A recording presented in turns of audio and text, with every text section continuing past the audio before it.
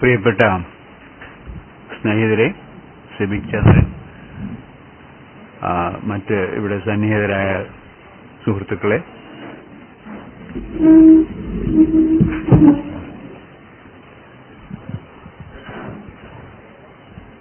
ഇന്നത്തെ ഈ കുഴപ്പത്തിന്റെ പ്രധാന കാരണക്കാരനായ ഷീനാസിനെ ഇവിടെ കാണാനില്ല. അദ്ദേഹമാണ് ഇങ്ങനെ ഒരു അപകടത്തിൽ എന്നെ ചാടിച്ചത്. ഒരു അഭിമുഖം എന്ന് പറഞ്ഞിട്ട് അങ്ങ് തുടങ്ങി. ഷീനാസിന് തോന്നിയതൊക്കെ ചോദിച്ചു. ഞാൻ എൻ്റെ അഭിപ്രായങ്ങളൊക്കെ പറഞ്ഞു. അപ്പൊ അത് മറ്റു തരത്തില് ഈ സോഷ്യൽ മീഡിയ വൃത്തങ്ങളിൽ ഒരു സംസാര വിഷയമായി കണ്ടു. പലരും ചോദിക്കേണ്ടായി. അപ്പൊ എനിക്കെന്താന്ന് വെച്ചാല്, ഞാൻ മിക്കവാറും സോഷ്യൽ മീഡിയ കാര്യങ്ങളിൽ അജ്ഞനാണ്.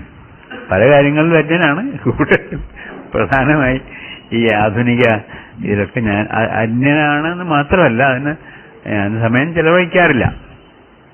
എന്റേതായ പഴയ ഒരു പഴഞ്ചൻ ചരിത്ര അന്വേഷണ മാർഗത്തിൽ ഞാൻ സഞ്ചരിക്കുന്നു. ആ കൂട്ടത്തിലൊക്കെ ചിലപ്പോൾ കാണുന്നല്ലാതെ പറ്റാറില്ല. അപ്പൊ ഇത് ഇങ്ങനെ ഒരു പ്രഭാഷണ പരമ്പര എന്ന് പറഞ്ഞപ്പോൾ പലരും എന്നോട് ചോദിച്ചു, ഏത് സംഘടനയാണ്, ആരാണ് നടത്തുന്നത്? ഞാൻ പറഞ്ഞു, സംഘടനയൊന്നുമില്ല. എനിക്ക് എന്റെ പിന്നിലൊരു സംഘടനയില്ല, എന്റെ മുന്നിലുമില്ല. അതുകൊണ്ട് ഒരു സംഘടനയല്ല. ഈ സംഭവം ഇങ്ങനെ ഒരു വാദപ്രതിവാദമൊക്കെ ആയി മാറിയപ്പോഴും സിബിക് ചന്ദ്രനാണ് എന്നോട് പറഞ്ഞത്, ഇതെന്താ നമുക്ക് കുറച്ചുകൂടെ വ്യക്തമായിട്ട് ജനങ്ങളുടെ മുമ്പിൽ അവതരിപ്പിച്ചുകൂടെ ഈ പ്രശ്നങ്ങൾ? ആവാം എന്ന് ഞാൻ പറയുകയും ചെയ്തു. അതുകൊണ്ട് അങ്ങനെയാണ് ഇത് വന്നത്. ഈ ദേശീയതയെ പോലെ തന്നെ ഏതാണ്ട് വാർദ്ധക്യത്തിൽ എത്തിയ ദേശീയതയെ പോലെ തന്നെ ഞാനും ആ സ്ഥിതിയിലാണല്ലോ. അതുകൊണ്ട് ഒരു പറച്ചിലുണ്ട് നമ്മുടെ ഇടയിൽ. എന്തെങ്കിലും ഒരു കാര്യം ആദ്യം അവതരിക്കുമ്പോൾ, രംഗപ്രവേശം ചെയ്യുമ്പോൾ അത് ഗൗരവമായിരിക്കും.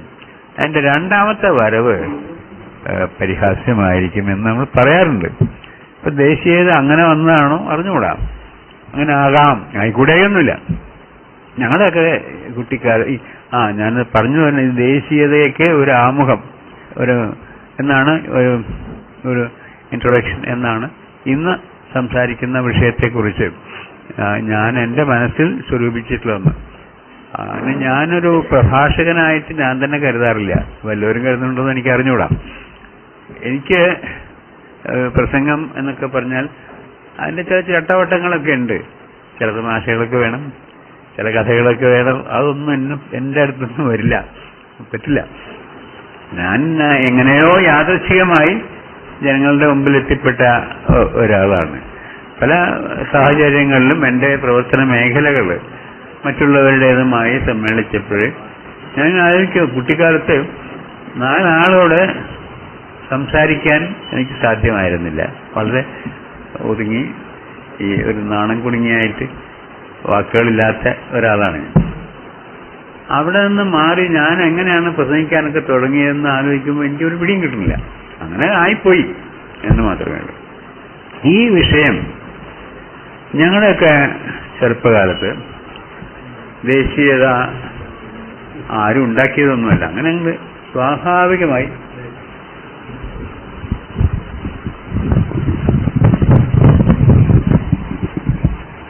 അന്നത്തെ അന്തരീക്ഷത്തിൽ ഇപ്പൊ ശരിയായി, അന്നത്തെ അന്തരീക്ഷത്തില് അതുണ്ടായിരുന്നു.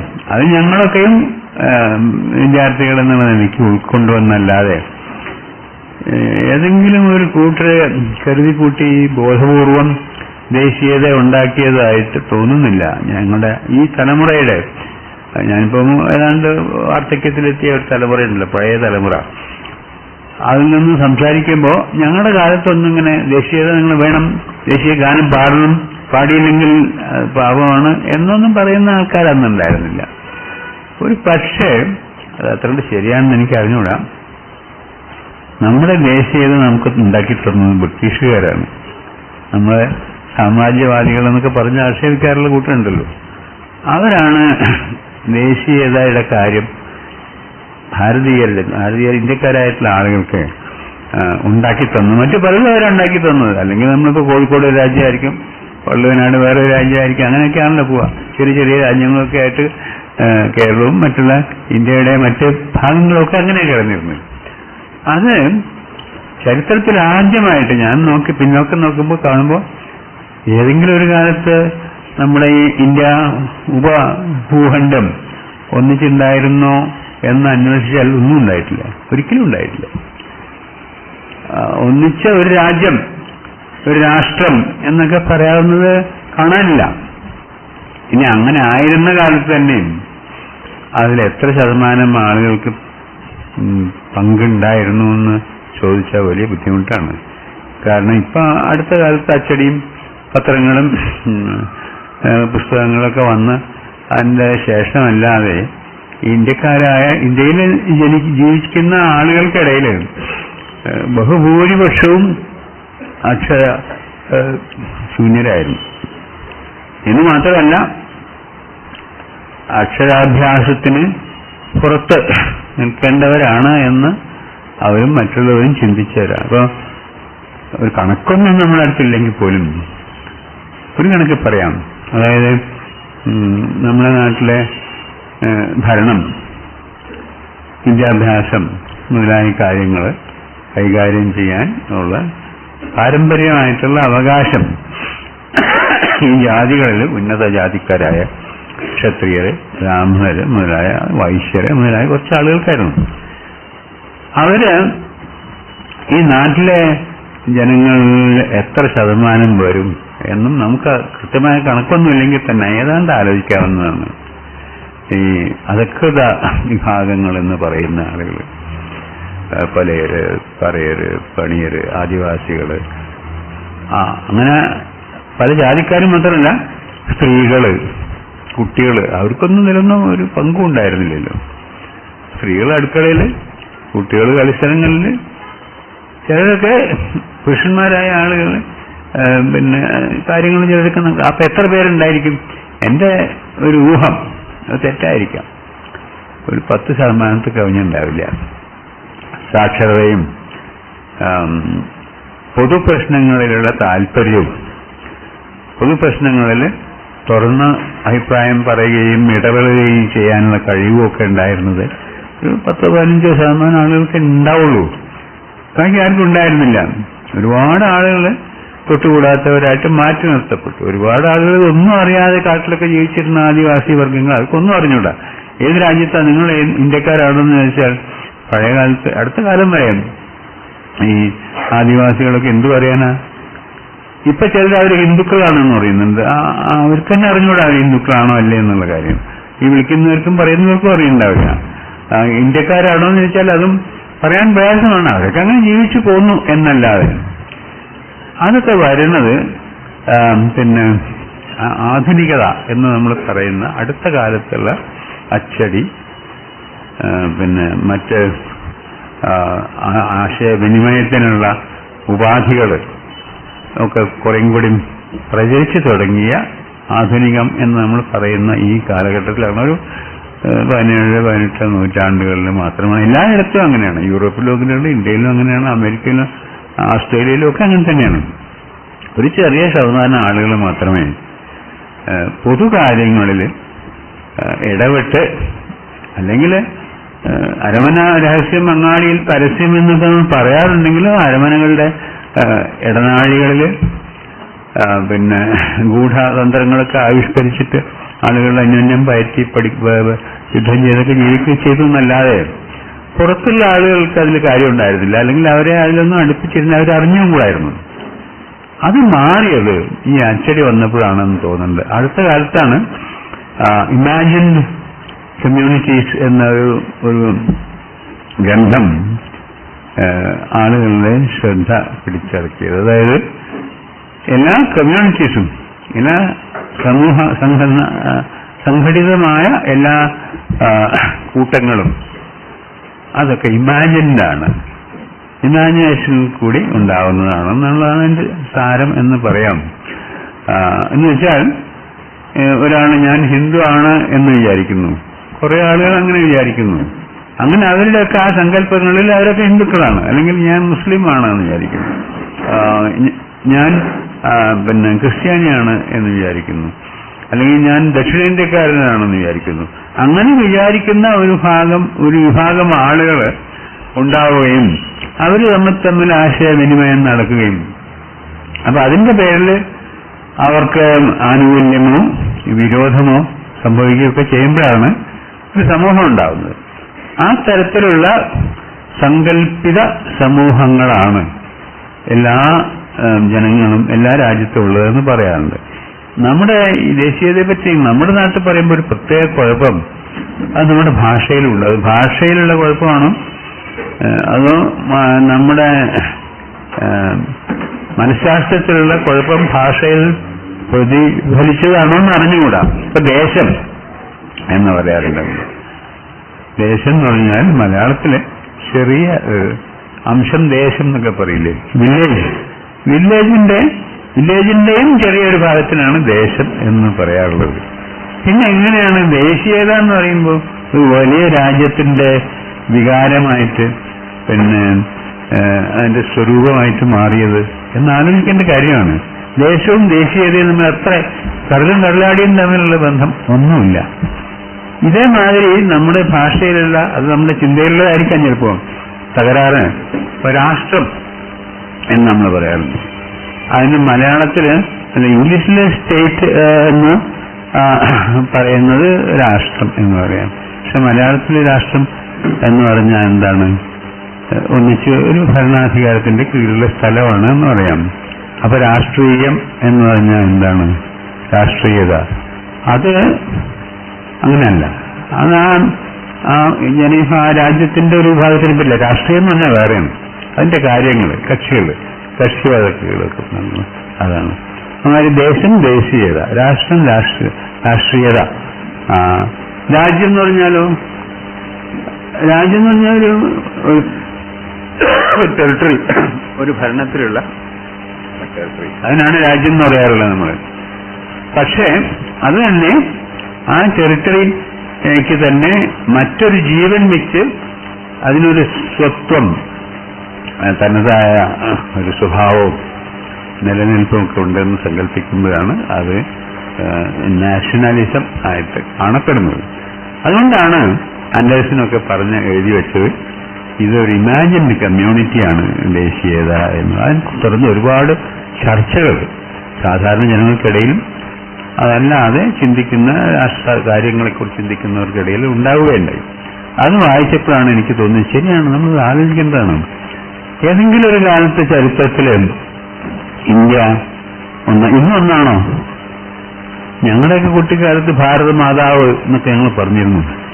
അത് ഇന്നത്തെ ഇന്ത്യയും പാകിസ്ഥാനും ബംഗ്ലാദേശും ചിലപ്പോഴൊക്കെ ശ്രീലങ്ക എന്ന് പറയുന്നത് സിലോണും ബർമയും അഫ്ഗാനിസ്ഥാന്റെ ചില ഭാഗങ്ങളൊക്കെ ചേർന്ന ഒരു വലിയ ഭൂവിഭാഗത്തിനാണ് ഞങ്ങൾ ഭാരതം എന്നൊക്കെ പറഞ്ഞ് 1947 ഓഗസ്റ്റ് 15 വരെ കണക്കാക്കിയിരുന്നത്. പക്ഷെ 15 വന്നപ്പോൾ അതൊക്കെ മാറി, അതിന്റെ പകുതിയായി. പാകിസ്ഥാനും കൊണ്ട് വേറെ പോയി. അതെന്തുകൊണ്ടാണ്? അതിന്റെ പിന്നിലുണ്ടായിരുന്ന ആളുകളെ കുറ്റം പറഞ്ഞ് പഠിച്ചു വന്നവരാ ഞങ്ങളൊക്കെ. അവര് ദ്വിരാഷ്ട്രവാദം, 2 രാഷ്ട്രമുണ്ട് ഇന്ത്യയിൽ. അതെന്താണ്? ഒന്ന് ഹിന്ദുക്കളുടെ, മറ്റൊന്ന് മുസ്ലിങ്ങളുടെ. അപ്പൊ അത് ശരിയാണെങ്കിൽ അപ്പൊ മതമാണ് ദേശീയതയെ നിർണയിക്കുന്നത്. അതിന്റെ നിർണായകമായ ശക്തി മതമാണ്. അതുകൊണ്ട് അല്ലെങ്കിൽ ഹിന്ദുക്കളുടെ രാഷ്ട്രം വേറെ, മുസ്ലിങ്ങളുടെ രാഷ്ട്രം വേറെ എന്ന് പറയില്ല. അങ്ങനെ 2 ഉണ്ടായിരുന്നു. ആ 2 ഉണ്ടായി വന്നപ്പോ അതിനെ എതിർത്തവരാണ് നമ്മുടെ ദേശീയ നേതാക്കളായിട്ടുണ്ടായിരുന്ന ആളുകളൊക്കെ. പിന്നെ അവരെങ്ങനെ മാറിയതായിട്ട് കാണില്ല, അവർ ചിന്തിച്ചിട്ടൊന്നുമില്ല. ഇപ്പോ ഗാന്ധിജി പോട്ടെ, ഗാന്ധിജി പറഞ്ഞു ഇന്ത്യയെ വെട്ടി പകുത്ത് 2 ആക്കണമെങ്കിൽ അത് എന്റെ ശവത്തിന്റെ മുകളിൽ കൂടെ നടക്കുകയുള്ളൂ എന്നൊക്കെ പറഞ്ഞ ആളാ ഗാന്ധിജി. നമ്മുടെ രാഷ്ട്രപിതാവായിട്ട് നമ്മൾ പിന്നെ അദ്ദേഹത്തെ അവരവരൊക്കെയും ചെയ്തു. പക്ഷെ ആ ഗാന്ധിജിയുടെ ആ വാദം എവിടെ പോയി? അദ്ദേഹം മിണ്ടിയില്ല. സത്യാന്വേഷകനും ധീരനും ഒക്കെ ആയിട്ടുള്ള രാഷ്ട്രപിതാവായ ഗാന്ധിജി ഇന്ത്യ വെട്ടിമുറിക്കപ്പെട്ടപ്പോ ഒന്നും പറഞ്ഞില്ല. പക്ഷെ സങ്കടം തോന്നി അദ്ദേഹത്തിന്. അതുകൊണ്ട് അദ്ദേഹം പറഞ്ഞു, ഈ 1947 ആഗസ്റ്റ് 15 ഡൽഹിയിൽ ചെന്ന് ഇന്ത്യ എന്ന രാഷ്ട്രത്തിന്റെ ജന്മം ആഘോഷിക്കണം എന്ന് പറഞ്ഞ് അദ്ദേഹത്തെ പലരും ക്ഷണിക്കാനുണ്ടായി. പക്ഷെ അദ്ദേഹം ബംഗാളിലേക്ക് പോവുക ചെയ്ത്. അപ്പൊ ബംഗാളിലെ അന്ന് മുഖ്യമന്ത്രി പ്രധാനമന്ത്രി എന്നാ പറഞ്ഞത്, ചെറിയ ഒരു സ്റ്റേറ്റിന്റെ ആളായിരുന്നു. അവര് വരെ അദ്ദേഹത്തെ ക്ഷണിച്ചു. കൽക്കട്ടയിൽ ചെന്നാലും മതി, ആഘോഷത്തിൽ പങ്കുചേരണം എന്ന് പറഞ്ഞു. അപ്പൊ ഗാന്ധിജി പറഞ്ഞത്, ഞാനെങ്ങനെ അതിലൊക്കെ പങ്കുചേരുക? എത്രയോ ആളുകൾ ഹിന്ദുക്കളെന്നും മുസ്ലിങ്ങളൊക്കെ പറഞ്ഞ് അന്യോന്യം കൊന്ന് കൊല വിളിച്ചങ്ങ് നടക്കുന്നു. അതിന്റെ ഇടയിൽ എന്താ ആഘോഷിക്കാറുള്ളത്? ഏത് വന്നാൽ അപ്പൊ അദ്ദേഹത്തിന് ഗാന്ധിജി എന്തെങ്കിലും പറഞ്ഞാൽ അതിന് ലോകം മുഴുവൻ അതിന് ശ്രദ്ധ കിട്ടുമായിരുന്നു. ഇന്നത്തെ സംവിധാനങ്ങളൊന്നും ഇല്ലാതെ തന്നെ ആ മനുഷ്യൻ, എന്തുകൊണ്ടാണ് ആ മനുഷ്യൻ ഇങ്ങനെ ശ്രദ്ധിക്കപ്പെട്ടതെന്നുള്ളത് വേറെ കാര്യമാണ്. അങ്ങനെ അമേരിക്കക്കാരായ ചില പത്രപ്രവർത്തകന്മാരത് അദ്ദേഹത്തോട് ചോദിച്ചു, എന്താണ്? ഒന്നുമില്ല, നമ്മളെ പശ്ചാത്തപിക്കേണ്ട ഒരു സംഗതിയാണ്, ദുഃഖിക്കേണ്ട ഒരു കാര്യമാണ്. ഇന്ത്യ രണ്ടായി വെട്ടിമുറിക്കപ്പെടുകയാണ് ഇന്നത്തെ ദിവസം. പിന്നെ അതിന്റെ ഇടയിൽ കുറെ ആളുകൾ ഹിന്ദുക്കളും കുറെ ആളുകൾ മുസ്ലിങ്ങളുമായിട്ട് അന്യോന്യം കൊന്ന്, അതൊന്നും അറിയാത്ത ആളുകൾ, ഇതിലൊന്നും പങ്കില്ലാത്ത ആളുകളാണ് ഈ കൊല ചെയ്യപ്പെടുന്നത്. നേതാക്കന്മാരാരും കൊല ചെയ്യപ്പെട്ടിട്ടില്ല. ഒരു കക്ഷി നേതാവും അന്നത്തെ ലഹളകളിൽ പെട്ട് മരിച്ചതായിട്ട് റിപ്പോർട്ട് ചെയ്ത് കണ്ടിട്ടില്ല. പക്ഷെ ഒന്നും അറിയാത്ത, ഒന്നിനും പെടാത്ത ആളുകൾ 100 കണക്കിൽ അങ്ങോട്ടും ഇങ്ങോട്ടും മാറി.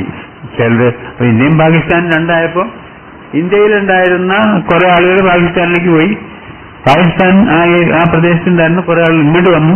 രണ്ടു കൂട്ടരെയും ഒരു സുഖമായിട്ട് രണ്ടു ഭാഗത്തുള്ള ആളുകൾ കൊന്നുകൊടുക്കുകയും ചെയ്തു. അപ്പൊ അതുകൊണ്ട് നമ്മൾ ചെയ്യേണ്ടത്, അദ്ദേഹത്തിന് പ്രിയപ്പെട്ടൊന്നുണ്ടായിരുന്നല്ലോ പട്ടിണി എടുക്കുക. പട്ടിണി എന്തെങ്കിലും പരിഹാരമാണോ എന്ന് ഇഷ്ടമല്ല.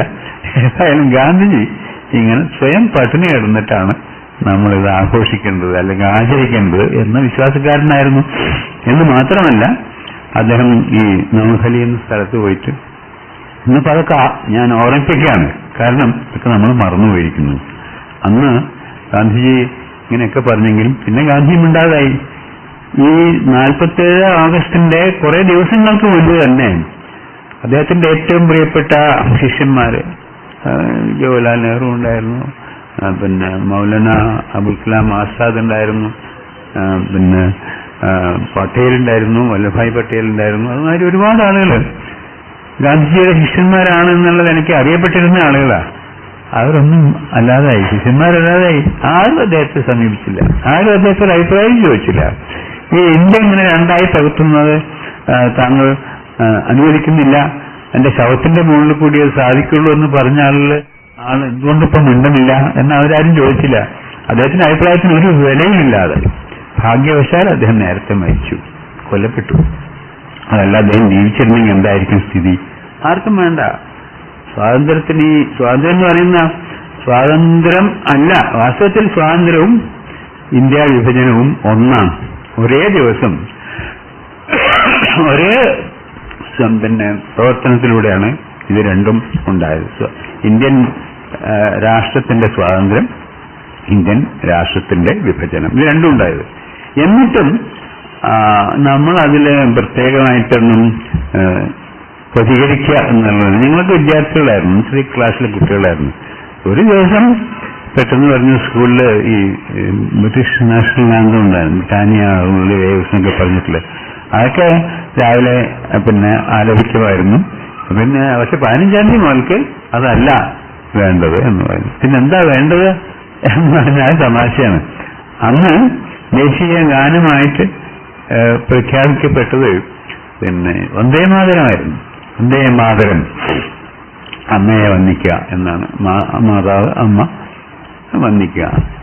അപ്പൊ വന്ദേമാതരങ്ങൾ ഞങ്ങൾക്ക് അതിന് അർത്ഥം മനസ്സിലായിട്ടല്ല, എങ്കിലും പിന്നെ വിക്ടോറിയ രാജ്ഞിയെ കുറിച്ചോ ബ്രിട്ടീഷ് ചക്രവർത്തിനി അങ്ങനെ അവരെ പറ്റിയുള്ള പിന്നെ അവരുടെ പ്രശസ്തി ആലപിക്കുന്നതിന് പകരം വന്ദേമാതരമാണ് ഇനി മുതൽക്ക് സ്കൂളിലൊക്കെ പറയേണ്ടതെന്ന് പറഞ്ഞു. ശരി, ഞങ്ങളൊക്കെ പറഞ്ഞു. ഇതിന്റെ അർത്ഥം മനസ്സിലായിട്ടല്ല. പക്ഷെ പിന്നെ കുറച്ച് കഴിഞ്ഞപ്പോൾ കേട്ടു ഈ വന്ദേ മാതരം എന്നുള്ളത് നമുക്ക് പറ്റില്ല. നമ്മുടെ കൂട്ടത്തിൽ തന്നെ ഒരു വിഭാഗം ആളുകൾ അത് ശരിയല്ല. അങ്ങനെ പണ്ടുണ്ടായിരുന്നു. ഈ റോമൻ സാമ്രാജ്യത്തിൽ, റോമൻ നഗരത്തിൽ അവർക്കൊരു നിയമം ഉണ്ടായിരുന്നു.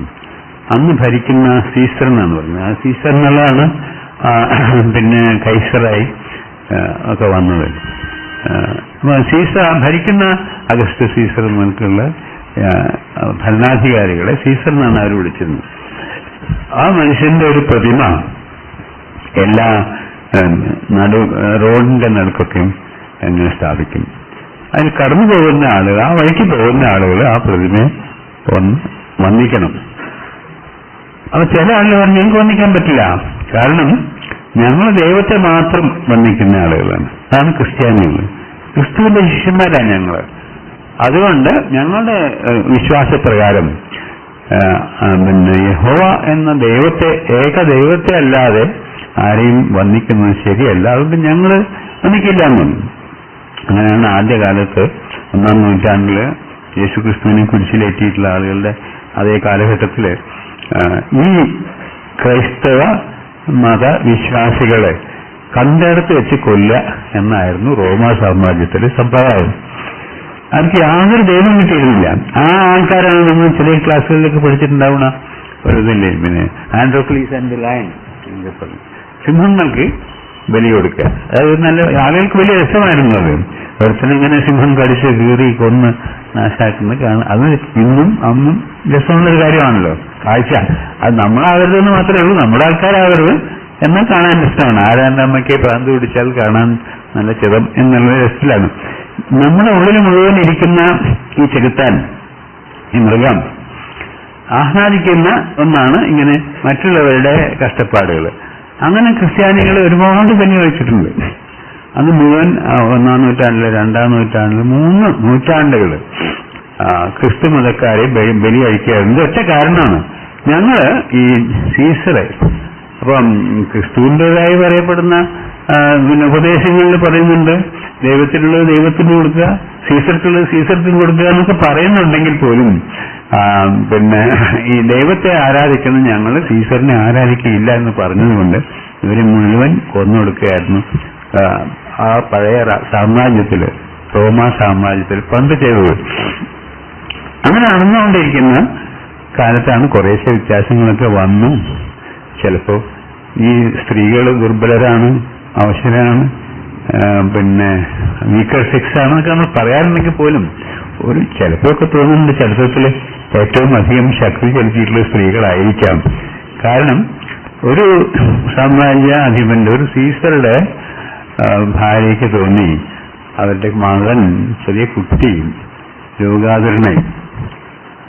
അപ്പൊ അന്ന് പിന്നെ മരുന്നുകളൊന്നും വളരെ വളർന്നിട്ടില്ല, ഔഷധം പ്രയോഗങ്ങളൊന്നും, വൈദ്യശാസ്ത്രമൊന്നും വളരെ വളർന്നിട്ടില്ല.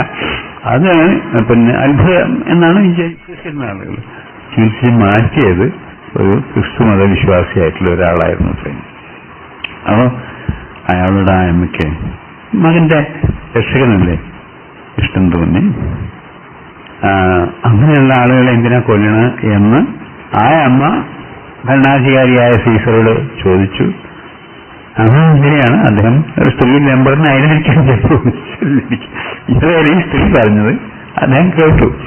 അങ്ങനെയാണ് ഒരു സ്ത്രീയുടെ പുത്രനോടുള്ള ദൗർബല്യത്തിൽ നിന്നാണ് ക്രിസ്തുമതം ലോകത്തില് പിന്നെ അംഗീകരിക്കപ്പെട്ടതെന്ന് പറയാം. അതുവരെ ഉണ്ടായിരുന്നില്ല. അന്ന് 3-ാം നൂറ്റാണ്ടിലാണ് ഈ സംഭവം ഉണ്ടാവുന്നത്. പിന്നെ ക്രിസ്തുമതം ആവാം, തെറ്റൊന്നുമില്ല, അങ്ങനെ ജീവിച്ചോട്ടെ, അവരെ കൊന്നടക്കേണ്ട കാര്യമില്ല എന്ന് റോമ സാമ്രാജ്യത്തിൽ അംഗീകരിക്കപ്പെട്ടു. എന്നിട്ടും അത് തീർന്നില്ല.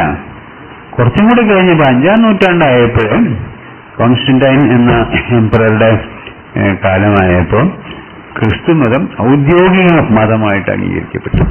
ഒരു കാലത്ത് ആർക്കും വേണ്ടാതെ പിന്നെ കൊല്ലപ്പെടാവുന്ന ആളുകളായിട്ട് കണക്കെഴുതിയിരുന്ന ക്രിസ്തുമത വിശ്വാസികൾ പിന്നെ അധിപന്മാരായി. എന്ന് മാത്രമല്ല അവരുടെ ആ മതം, അതിനൊരു സംഘടനയുണ്ടായി. അതിനാണ് നമ്മൾ കാത്തലിക് ചേർച്ച് എന്ന് പറയുന്നത്. കാത്തലിക് എന്ന് പറഞ്ഞാൽ അതിന്റെ അർത്ഥം യൂണിവേഴ്സൽ എന്നാണ്. സർവവ്യാപിയായ ഒരു സംഘം, അതാണ് കാത്തലിക് ചർച്ച് ഉണ്ടായി.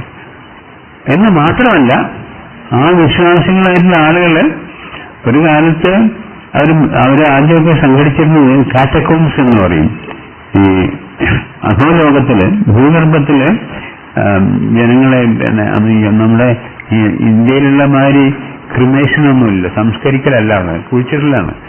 അങ്ങനെ കുഴിച്ചിടുന്ന ഒരുപാട് സ്ഥലങ്ങളുണ്ടായിരുന്നു ഭൂമിക്കടിയിൽ, ഇരുട്ടടഞ്ഞു കിടക്കുന്ന സ്ഥലങ്ങൾ. അവിടെയാണ് രഹസ്യമായിട്ട് ആദ്യമൊക്കെ ക്രിസ്ത്യാനികൾ മീറ്റ് ചെയ്തിരുന്നത്, ഈ വിശ്വാസമുള്ള. അല്ലെങ്കിൽ അവരെ പിടിച്ച് കൊല്ലും. ആ കാറ്റക്കോംസ് എന്നാണ് അതിനെ പറഞ്ഞിരുന്നത്. അങ്ങനെ കാറ്റക്കോംസില് ഇരുട്ടത്ത് കഴിഞ്ഞുകൂടിയിരുന്ന ആളുകൾ പുറത്തു വന്ന് അവര് അധിപന്മാരായി, സമൂഹത്തിന്റെ നേതാക്കളായി മാറി.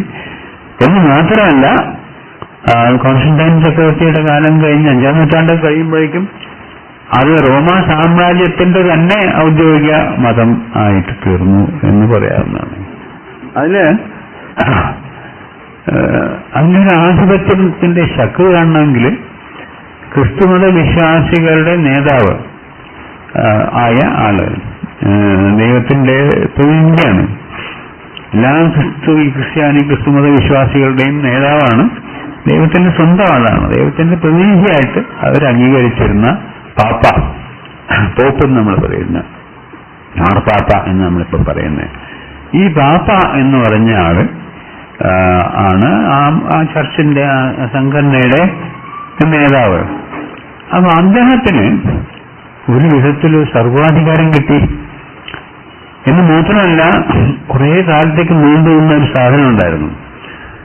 അതായത് അങ്ങനെ ഒരു രേഖ ഉണ്ടാക്കി.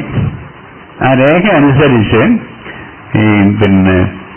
രാജ്യത്തില് രാജാക്കന്മാരായിട്ടും ഭരണാധികാരികളായിട്ടൊക്കെ വരുന്ന ആളുകള് ഈ പാപ്പയുടെ അനുവാദത്തോടുകൂടി വേണം ഭരണത്തിലേറുക എന്നായി.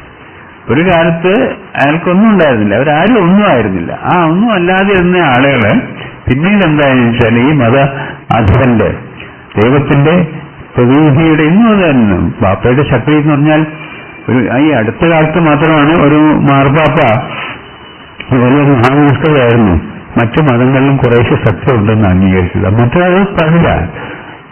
ക്രിസ്തു മതത്തിൽ ക്രിസ്തു പറഞ്ഞതല്ല, ക്രിസ്തു പറഞ്ഞ ആർക്കും അറിയില്ലല്ലോ. അറിയുന്നത് ചർച്ച പറയണത്, പള്ളിയിലുള്ള പ്രസംഗമാണ് ആളുകൾക്ക് അറിയാം. മറ്റൊരു അധികം ആളുകൾക്കും അക്ഷരാഭ്യാസം ഒന്നും ഉണ്ടായിരുന്നില്ല. ബൈബിള് എങ്ങനെയാണ് ബൈബിള് പ്രചരിച്ചത്?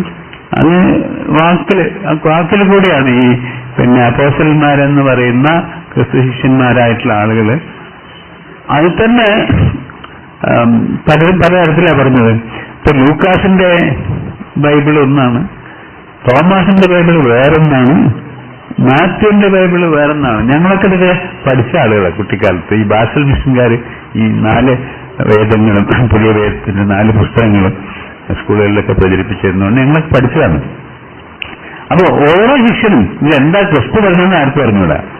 ക്രിസ്തു പറഞ്ഞതായി, ക്രിസ്തുദേവൻ, ക്രിസ്തു ഭഗവാൻ പറഞ്ഞതായി അദ്ദേഹത്തിന്റെ അടുത്ത ശിഷ്യന്മാര് പ്രചരിപ്പിച്ചിരുന്ന 4 തരത്തിലുള്ള കഥകളാണ്. ഒരാൾ വളരെ പൊയറ്റിക് ആയിട്ടാണ് പറഞ്ഞതെങ്കിൽ മറ്റൊരാൾ കുറച്ചും കൂടി ഗൗരവമായിട്ടാണ്. കഥകളും ഒക്കെ ഉണ്ട്. ആ കഥകൾക്ക് വ്യത്യാസങ്ങളുണ്ട്. അതായി മതം എന്ന് മാത്രമല്ല, അത് മതമായി പ്രചരിപ്പിച്ച് ആർക്കും അറിയില്ല, ഇതിനുള്ളിൽ എന്താ ഉള്ളതെന്ന് ആർക്കും അറിയില്ല. കാരണം അക്ഷരജ്ഞാനം വളരെ വളരെ അപൂർവമായിരുന്നു. എങ്കിലും ഈ അച്ഛൻ പറഞ്ഞത്, മാർപ്പാപ്പ പറഞ്ഞത് ദൈവത്തിന്റെ വചനമാണ്, അതനുസരിക്കണം എന്നുള്ള ബോധ്യം ക്രിസ്ത്യാനികൾക്കിടയിലുണ്ടായി. അവര് ഈ മാർപ്പാപ്പയാണ് രാജാക്കന്മാരെ നിശ്ചയിക്കേണ്ടത്. അതിന് ഒരു പ്രമാണം ഉണ്ടാക്കി. ഈ ഇന്നിപ്പോ നമ്മൾ സെക്യുലറിസം എന്നൊക്കെ പറയുന്നുണ്ടല്ലോ, അതിന്റെ അടിസ്ഥാനം അന്ന് ഇങ്ങനെ ഉണ്ടാക്കിയിട്ടുള്ള ഒരു പ്രമാണമായിരുന്നു. അതൊരു 1000 കൊല്ലം നിലനിന്നു. പിന്നെയാണ് മനസ്സിലായത് ഇതൊരു കള്ളപ്രമാണമായിരുന്നു. 1000 കൊല്ലത്തേക്ക്. അപ്പൊ ജനങ്ങളുടെ ബുദ്ധിശക്തി എന്താണ്, മനുഷ്യന്റെ കഴിവെന്താണ്? 1000 കൊല്ലം നിലനിന്ന ഈ പ്രമാണം അനുസരിച്ചാണ് രാജാക്കന്മാരെയൊക്കെ അഭിഷേകത്തിന് മാർപ്പാപ്പയുടെ പ്രതിനിധി പോയിരുന്നത്. അങ്ങനെ അഭിഷേകം ചെയ്യപ്പെട്ട ആൾക്ക് മാത്രമേ രാജ്യാവകാശമുള്ളൂ. ആ സാധനം ഒരു കുറച്ചു കാലം കഴിഞ്ഞപ്പോൾ ആളുകൾ പറഞ്ഞു, ഇപ്പൊ ഇനി എവിടേക്ക് 100-300 പേജുള്ള ഒരു വലിപ്പമുള്ള ഒരു സാധനമാണ്. അതിനെ പല നഗരങ്ങളൊക്കെ പറയുന്നുണ്ട്. അതൊന്നും ആദ്യകാലത്തുണ്ടായിരുന്നതല്ല, അത് 7ാം നൂറ്റാണ്ടിലും 8ാം നൂറ്റാണ്ടിലും ഒക്കെ ഉണ്ടായിട്ടുള്ളതാണ്. അതിൽ പറയുന്ന പല കാര്യങ്ങളും അങ്ങനെ പിന്നെ പഴയ കാലത്തുണ്ടായ ഒന്നല്ല എന്നുള്ളതുകൊണ്ട് പിന്നീട് ഒരു 1000 ആണ്ടൊക്കെ ആയപ്പോഴേക്കും ഇതൊരു കള്ളപ്രമാണമാണ്. അപ്പൊ ഈ കള്ളപ്രമാണത്തിന്റെ മുകളിലാണ് ക്രിസ്തുമതം പ്രചരിക്കുകയും, ഞാൻ ക്രിസ്തുമതത്തെ പറ്റി കുറ്റം പറയല്ല, എല്ലാ മതങ്ങളും ഏതാണ്ട് അങ്ങനെയാണോ എന്ന് നമ്മൾ സംശയിക്കേണ്ട സ്ഥിതിയിലാണ് നമ്മൾ ജീവിക്കുന്നത്. ഹിന്ദുമതം ഒരു മതമാണോ എന്ന് എനിക്കറിഞ്ഞൂടാ. ഞാനൊരു ഹിന്ദുവാണ്, വളരെ അഭിമാനത്തോടു കൂടിയും അവമാനബോധത്തോടു കൂടിയും ഒക്കെ ഞാനൊരു ഹിന്ദുവാണെന്ന് പറയാറുണ്ട്. എന്താ എന്റെ അടിസ്ഥാനം എന്ന് വെച്ചാൽ, ഈ ക്രിസ്തുമതത്തിന് ഒന്നുമില്ലെങ്കിൽ ഒന്ന് പറയാലോ, അതിനൊരു പിതാവുണ്ട്, ക്രിസ്തുഭവനാണ്. അദ്ദേഹത്തിൻ്റെതാണെന്ന് പറയപ്പെടുന്ന ഉപദേശങ്ങൾ, ഈ 4-5 തരത്തിൽ പ്രചരിപ്പിച്ചിട്ടുള്ള ഉപദേശങ്ങൾ, അത് ഒരു സംഘടനയിൽ കൂടി പ്രചരിപ്പിച്ച് അതിലൊക്കെ വിശ്വസിപ്പിച്ചിട്ട് ആ സാധനമാണെന്ന് പറയാലോ. അപ്പൊ അതിനൊരു നാഥനുണ്ട്, നേതാവുണ്ട്, സ്ഥാപകനുണ്ട്. പിന്നെ ബൈബിള് ആർക്കും അറിഞ്ഞുകൂടായിരുന്നു. ബൈബിള് ഈ ലാറ്റിൻ ലാംഗ്വേജിലാണ് അദ്ദേഹം എഴുതപ്പെട്ടിരുന്നത്. ഗ്രീക്കിലും ലാറ്റിനിലുമാണ്. അത് ഗ്രീക്കൻ ലാറ്റിൻ നമ്മൾ പറഞ്ഞാൽ അറിയില്ലാത്ത സാധനം എന്നാണ് അർത്ഥം. അങ്ങനെ ആരും അറിഞ്ഞിരുന്നില്ല. ബൈബിൾ എന്താണെന്ന് ആർക്കും അറിയില്ല. പക്ഷെ ബൈബിൾ വിശ്വാസികളായിരുന്നു ക്രിസ്തുമത വിശ്വാസികളൊക്കെ. അങ്ങനെയാണ് യൂറോപ്പിൽ കുറേ കാലം നിലനിന്നത്. അങ്ങനെ നിലനിന്നത് മാത്രമല്ല, അതിൽ വിശ്വസിക്കാത്തവരൊക്കെ ഹെറിറ്റിക്സ്, മതദ്രോഹികളായിട്ട് പ്രഖ്യാപിക്കപ്പെട്ടു. എത്ര ആളുകളായിരുന്നു. ഇന്ത്യ വാസ്തവത്തിൽ ഒരു കണക്കിൽ ഭാഗ്യം ചെയ്ത ഒരു രാജ്യമാണ്, ഒരു കണക്കിൽ നിർഭാഗ്യമാണ്. എന്താണെന്ന് വെച്ചാൽ ഇവിടെ അങ്ങനെ ആളുകളെ തീ കൊടുത്ത് കൊല്ലുന്ന പരിപാടികൾ അധികം ഉള്ളതായിട്ട് ചരിത്രം രേഖപ്പെടുത്തിയിട്ടില്ല. മറ്റൊന്നെന്താണെന്ന് വെച്ചാല് ഈ കാത്തലിക് ചർച്ച് പ്രചരിപ്പിക്കുന്ന, അത് അക്ഷരം പ്രതി വിശ്വസിച്ചതായിട്ട് പ്രഖ്യാപിച്ചു അങ്ങനെയുള്ള ആളുകളെ ഒഴിച്ച് ബാക്കിയുള്ള ആളുകളെ മന്ത്രവാദിനികൾ, വിച്ചസ് എന്ന് പറഞ്ഞ എത്ര സ്ത്രീകളെയാണ് കൊന്നുകൂട്ടിയത്. അത് തീ വെച്ച് കൊല്ലുകയായിരുന്നു. അങ്ങനെയാണല്ലോ നമ്മളെ ജോസഫ് ആർക്കൊക്കെ ഒരു കാലത്ത് തീ വെച്ച് കൊല്ലപ്പെട്ട ആ കൂട്ടത്തിലുള്ള ഒരു സ്ത്രീയാണ്. ഫ്രാൻസിന്റെ ദേശീയ പ്രതീകമായിട്ട് മാറി ആ സ്ത്രീ. അപ്പോ ആദ്യകാലത്തുള്ള ചരിത്രം നമ്മൾ പരിശോധിക്കുമ്പോൾ, അറിയപ്പെടുന്ന ചരിത്രം പരിശോധിക്കുമ്പോൾ ഇങ്ങനെയാണ് മതങ്ങളും മതവിശ്വാസങ്ങളും രാഷ്ട്രങ്ങളും നിലനിന്നത്. അതായത് റോമ സാമ്രാജ്യം വലിയ സാമ്രാജ്യമാണ്, നമുക്കൊക്കെ അറിയാം. റോമൻ ലോ, ഇന്നും നമ്മുടെ നിയമത്തിന്റെ അടിക്കല്ല് റോമൻ ലോ ആണ്. റോമക്കാരുടെ നീതി, അത് ജൂലിയസ് സീസർ പരിഷ്കരിച്ചത്, അത് പിന്നീട് മറ്റ് പരിഷ്കരണങ്ങളിലൊക്കെ പെട്ടുവന്നത്, അങ്ങനെയുള്ള ഒരു സാധനമാണ്. അതിന്റെ അടിത്തറയിലാണ് ബ്രിട്ടീഷുകാർ അവരുടെ ആംഗ്ലിക്കൻ ലീഗൽ സിസ്റ്റം, ജൂറിസ്പ്രുഡൻസ് ഒക്കെ കെട്ടിപ്പടുത്തത്. അതിന് കടം വാങ്ങിയിട്ടാണ് നമ്മൾ ഇന്ത്യൻ പീനൽ കോഡും ഒക്കെ ഉണ്ടാക്കി. അവരുണ്ടാക്കി തന്നത് നല്ല സാധനമാണ്. എന്നുവെച്ചാൽ ഒരു ആർക്കും സ്വാതന്ത്ര്യം കൊടുക്കാത്ത ഒന്നാണ് അർത്ഥം. എല്ലാവരെയും ഉപദ്രവിക്കാനുള്ള പരിപാടികൾ അതിനകത്തുണ്ട്. അതിന് രക്ഷപ്പെടാൻ വലിയ പ്രയാസമാണ്. Steel frame of the civil service എന്ന് പറയാറുണ്ടല്ലോ നമ്മൾ. എന്തുകൊണ്ടാണ് നമ്മളത് വെച്ചു പുലർത്തുന്നതെന്ന് പറയാൻ പ്രയാസമാണ്. ഇവത്തെ ആലോചിക്കാത്തതുകൊണ്ടായിരിക്കും. ബ്രിട്ടീഷുകാരൻ ഇവിടെ കൊണ്ടുവന്നത് റോമൻ ലോയിൽ അടിസ്ഥാനപ്പെടുത്തിയിട്ടുള്ള ഇന്ത്യൻ പീനൽ കോഡാണ്. ആംഗ്ലോ ഇന്ത്യൻ എംപയറിന്റെ അടിസ്ഥാനമായിട്ട് വന്ന നിയമ വ്യവസ്ഥയാണ്. എന്ന് മാത്രമല്ല, നമുക്ക് ഇനിയിപ്പോൾ നമ്മൾ ദേശീയതയെ പറ്റിയാണല്ലോ പറയുന്നത്. ആലോചിക്കുമ്പോൾ അത്ഭുതം തോന്നുന്ന ഒരു കാര്യം, ഇന്ത്യൻ നാഷണൽ കോൺഗ്രസ് എന്തിനു വേണ്ടിയാണ് സ്ഥാപിച്ചതും? പലരുടെയും ഞങ്ങളെയൊക്കെ ആദ്യകാലത്തുണ്ടായിരുന്ന വിശ്വാസം അങ്ങനെ, അത് ബ്രിട്ടീഷുകാരെ ഓടിക്കണം, ആ വിദേശികളുടെ ഭരണം അവസാനിപ്പിക്കാൻ വേണ്ടി സ്ഥാപിക്കപ്പെട്ട ഒരു സംഘടനയാണെന്ന് പലരും അധികമൊന്നും ആലോചിക്കേണ്ട ഇക്കാലത്ത് തന്നെ വിശ്വസിച്ചിരുന്നൊരു കാര്യമാണ്. അങ്ങനല്ല എന്ന് മാത്രമല്ല, ഇന്ത്യൻ നാഷണൽ കോൺഗ്രസ് ഉണ്ടാക്കിയത് സായിപ്പാണല്ലോ. ഹ്യൂം എന്ന് പറയുന്നൊരു സായിപ്പാണ്. ഇന്ത്യൻ സിവിൽ സർവീസിലെ ഒരു നല്ല ഉദ്യോഗസ്ഥനായി നല്ല സേവനം നടത്തി വിരമിച്ചതിന് ശേഷം അന്നത്തെ വൈസ്രോയുടെ ഉപദേശപ്രകാരം അന്നത്തെ ഇംഗ്ലീഷ് ഭരണാധികാരികളുടെ സുഹൃത്തുക്കളായ ഭരണാധികാരികളുടെ ഉപദേശപ്രകാരം എങ്ങനെയാണ് ബ്രിട്ടന്റെ ഭരണം ഇന്ത്യയിൽ ഉറപ്പിച്ചു നിർത്തുക എന്ന് ചിന്തിക്കാൻ വേണ്ടിയിട്ടാണ് ഇന്ത്യൻ നാഷണൽ കോൺഗ്രസ് സ്ഥാപിക്കപ്പെട്ടത്. ബോംബെക്ക് അടുത്തൊക്കെ ആ മീറ്റിംഗ് കൂടിയപ്പോ 1985 അന്ന് 19 ആളുകളെ ഉണ്ടായിരുന്നത്.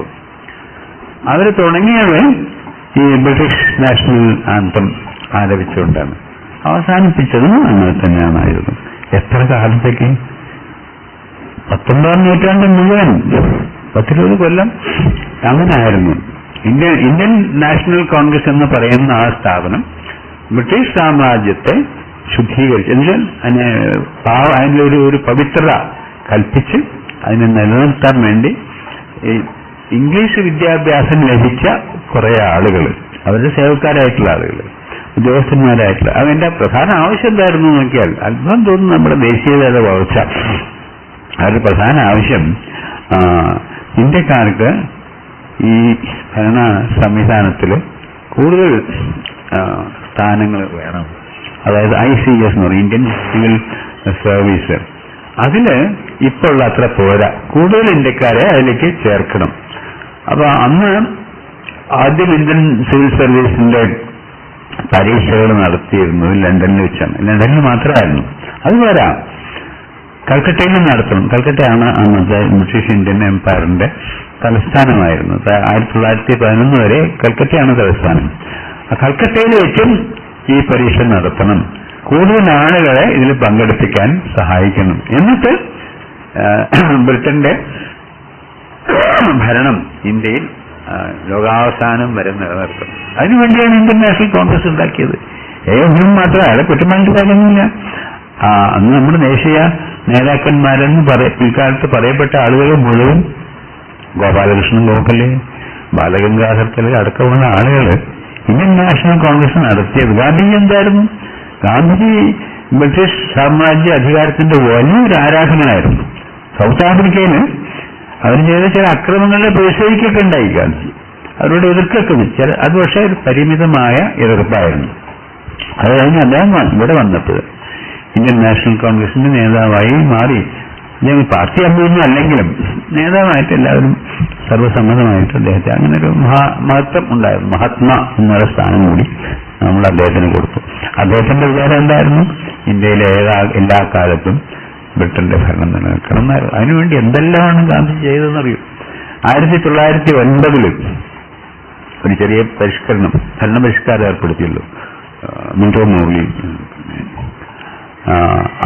അത് ദേശീയവാദികളിൽ പലരും അത് ഇഷ്ടപ്പെട്ടില്ല. പോരാ, കൂടുതൽ അധികാരങ്ങൾ ഇന്ത്യക്ക് വേണം, കൂടുതൽ വലിയ ഉന്നത പദവികളിൽ ഇന്ത്യയിൽ ജനിച്ച ആളുകൾക്ക് എത്താൻ കഴിയണം എന്ന് വിചാരിക്കുന്ന ആളുകളുണ്ടായിരുന്നു. അവർ തന്നെ അത് ഇത് പോരാ, അവർ അസംതൃപ്തരായി. അപ്പൊ കുറച്ചു കാലം കൂടി കഴിഞ്ഞപ്പം ഈ 1918 ഒന്നാം ലോകമഹായുദ്ധം അവസാനിച്ചത്. ഈ ലോകമഹായുദ്ധം വന്നപ്പോൾ ബ്രിട്ടീഷുകാർക്ക് ഇന്ത്യക്കാർ വളരെ പ്രിയപ്പെട്ടവരായി. എന്തിനാണെന്നറിയോ? തോക്കിന്റെയും ബോംബിന്റെയും മുമ്പിലും ബലിവഹിക്കാൻ വേണ്ടിയിട്ടാണ്. പട്ടാളക്കാരായിട്ട് ഇന്ത്യക്കാരെ വേണം. അപ്പൊ 1000കണക്കിന് ഇന്ത്യക്കാരെ അവർ റിക്രൂട്ട് ചെയ്തു. ആ റിക്രൂട്ട് ചെയ്തത് എങ്ങനെയാണെന്ന് വെച്ചാൽ അവരുടെ മനസ്സമാധാനത്തിന് വേണ്ടിയിട്ട് ഈ യുദ്ധം കഴിഞ്ഞാൽ 1918 ആ യുദ്ധം അവസാനിക്കുന്നത്. ഈ യുദ്ധം കഴിഞ്ഞാൽ പിന്നെ നിങ്ങൾ ആവശ്യപ്പെടുന്നതൊക്കെ ഞങ്ങൾ സമ്മതിച്ചു തരാം എന്ന് വാക്കാൽ. ബ്രിട്ടീഷുകാരുടെ വാക്കാന്ന് പറഞ്ഞാൽ വലിയ വാക്കാണ്. പിന്നെ എന്താ ഇതൊരു പഴയ ചാക്കും എന്നൊക്കെ പറയാറുണ്ടല്ലോ, അതുമാതിരിയൊന്നും അല്ല. ബ്രിട്ടന്റെ വാക്ക്, സാഹിത്യത്തിന്റെ വാക്ക് വലിയ വാക്കാണ്. അത് വിശ്വസിച്ചു. 1000കണക്കിന് ഇന്ത്യക്കാര് ജർമ്മനിയിലും ആഫ്രിക്കയിലും ഒക്കെ പോയി ആ യുദ്ധത്തിൽ പങ്കെടുത്ത് മരണം വഹിച്ചു. പിന്നെ വീര യോദ്ധാക്കളായ അവരോധിക്കപ്പെട്ടു. അവർക്ക് സ്മാരകങ്ങളൊക്കെ ഉണ്ടാക്കി. ഇങ്ങനെയൊക്കെ ഉണ്ടായി. ആ യുദ്ധം കഴിഞ്ഞപ്പോൾ ആളുകളെ ഓർമ്മപ്പെടുത്തി, യുദ്ധം കഴിഞ്ഞ് പിന്നെ എതിർ ശക്തികളെ നശിപ്പിച്ചാൽ നിങ്ങളുടെ അവകാശങ്ങളൊക്കെ ഞങ്ങൾ അനുവദിക്കുമെന്ന് പറഞ്ഞിരുന്നല്ലോ. അപ്പൊ ആ പറഞ്ഞ ആളുകൾ അങ്ങനെ ഭരണ ആളുകൾ മാറില്ലേ, ഉദ്യോഗസ്ഥന്മാരും നേതാക്കന്മാരും മാറി. പിന്നെ അതിനെപ്പറ്റി ആരും സംസാരിച്ചില്ല. ഗാന്ധിജിയും ഒന്നും പറഞ്ഞില്ല, കോൺഗ്രസും പ്രതിഷേധിച്ചില്ല. 1918 യുദ്ധം കഴിഞ്ഞിട്ട് അന്ന് യുദ്ധകാലത്ത് ഇന്ത്യക്കാരെ നൂറുകണക്കിന് യുദ്ധത്തിൽ പങ്കെടുപ്പിക്കാൻ വേണ്ടി പടയാളികളായി ചേർത്ത് ലോകത്തിന്റെ നാനാഭാഗങ്ങളിലും അയച്ച് ബലിയർപ്പിച്ച ആ സർക്കാർ പിന്നെ അതിനെപ്പറ്റി വേണ്ടിയിട്ടില്ല. അപ്പൊ അതിൽ കുറെ ദേശാഭിമാനികൾക്ക് അതിൽ പ്രതിഷേധമൊക്കെ ഉണ്ടായിരുന്നു. പക്ഷേ ഗാന്ധിജി പറഞ്ഞതിൽ പ്രതിഷേധിച്ചിട്ട് ആ ഒരു കാര്യമില്ല. ഈ ബ്രിട്ടന്റെ ഭരണം നമുക്കൊരു അനുഗ്രഹമാണ്. എന്താ കാരണം എന്ന് വെച്ചാല് ബ്രിട്ടീഷുകാർ വളരെ സംസ്കാരമുള്ളവരാണ്, ഇന്ത്യക്കാരങ്ങനെയല്ല എന്നാണല്ലോ അതിന്റെ സൂചന. ഇന്ത്യക്കാരങ്ങനെയല്ല. ബ്രിട്ടന്റെ അകത്ത് ചില വാക്കിനൊക്കെ നിലയ്ക്കുണ്ട്. പിന്നെ അവർക്കൊരു സങ്കല്പമുണ്ട് ഭരണത്തെ പറ്റിയിട്ട്. അതെന്താന്ന് വെച്ചാല് റൂൾ ഓഫ് ലോ, നിയമവ്യവസ്ഥയുടെ അധികാരം. ഇന്ത്യക്കാരായ നമ്മൾ പഠിച്ചിട്ടുള്ളത് മഹാരാജാക്കന്മാര്, പ്രഭുക്കന്മാര്, ജന്മിമാര്, അവരൊക്കെ പറഞ്ഞ് കേൾക്കുക. അവർ വെച്ചത് നിയമം, അത് എഴുതിയതായാലും എഴുതാത്തതായാലും അതാണ് നിയമം. അതിന് പകരം ബ്രിട്ടീഷുകാര് ഒരു നിയമം എഴുതി ഉണ്ടാക്കുന്നു, അത് നടപ്പിലാക്കുന്നു. ആ നിയമമാണ് അവരുടെ രാജാവ് അല്ലെങ്കിൽ അവരുടെ മേധാവി, പിന്നെ അധികാരം നിയമത്തിനാണുള്ളത്. ആ നിയമം ആർക്കും ലംഘിക്കാൻ പാടില്ല. ആ concept law, rule of law, അത് ബ്രിട്ടീഷുകാർക്കുണ്ട്. നമ്മുടെ നാട്ടിൽ അതുണ്ടായിരുന്നില്ല. അതുകൊണ്ട് അവരുടെ ഭരണം നിലനിൽക്കണം എന്നാണ് ഗാന്ധിജിയും കോൺഗ്രസും ഒക്കെ പറഞ്ഞത്. പിന്നെ കാലം കുറച്ച് കഴിഞ്ഞപ്പോഴേ 1939 ആയപ്പോഴേ രണ്ടാമത്തെ ലോകമഹായുദ്ധം. ആദ്യത്തെ ലോകമഹായുദ്ധം നടത്തിയത് യുദ്ധങ്ങളുടെ അവസാനത്തെ യുദ്ധമായിരിക്കണം എന്നൊക്കെ പറഞ്ഞുകൊണ്ടാണ് അത് ആദ്യത്തെ ലോകമഹായുദ്ധ പരമ്പരയിലെ രണ്ടാമത്തെ വേറെ വന്നപ്പോൾ ഇതെല്ലാണ്ടായി. രണ്ടാം ലോകമഹായുദ്ധം ഉണ്ടായി. അന്നാണ് ഈ നാഷണലിസം എന്നാണ് വിഷയം. ദേശീയത. അപ്പൊ നാസി എന്ന പാർട്ടി അത് പിന്നെ ജർമ്മനിയിൽ ഹിറ്റ്ലറൊക്കെ ഉണ്ടാക്കിയില്ലേ, അതിന്റെ മുഴുവൻ ഫോം നാഷണൽ സോഷ്യലിസ്റ്റ് പാർട്ടി എന്നാണ്. അതിൽ നാഷണലിസം ഉണ്ട്, സോഷ്യലിസം ഉണ്ട്. നമ്മൾ എന്തൊക്കെയാണ് കൊണ്ടു നടന്ന് ജനങ്ങളെ വഞ്ചിക്കാൻ ഉപയോഗപ്പെടുത്തിയത് അതൊക്കെ അതിൽ നാഷണലിസം ഉണ്ട്, സോഷ്യലിസം ഉണ്ട്. അപ്പൊ നാഷണൽ സോഷ്യലിസ്റ്റ് പാർട്ടിയാണ് നാസി പാർട്ടി. അതില് അതേമാതിരി തന്നെ അദ്ദേഹത്തിന്റെ ഹിറ്റ്ലറുടെ കൂട്ടുകാരനായിരുന്ന ഇറ്റലിയിലെ മുസലിനിയുടെ ഫാഷിസ്റ്റ് പാർട്ടി, അത് ഇതുമാതിരി തന്നെയാണ് ഫാഷിസം. ഇന്നിപ്പോ എല്ലാവരും അന്യോന്യം ചീത്ത പറയാൻ ഉപയോഗിക്കുന്ന ഒരു വാക്കാണല്ലോ. കമ്മ്യൂണിസ്റ്റുകാർ മറ്റുള്ളവരെ പറ്റി ഫാഷിസാണെന്ന് പറയും.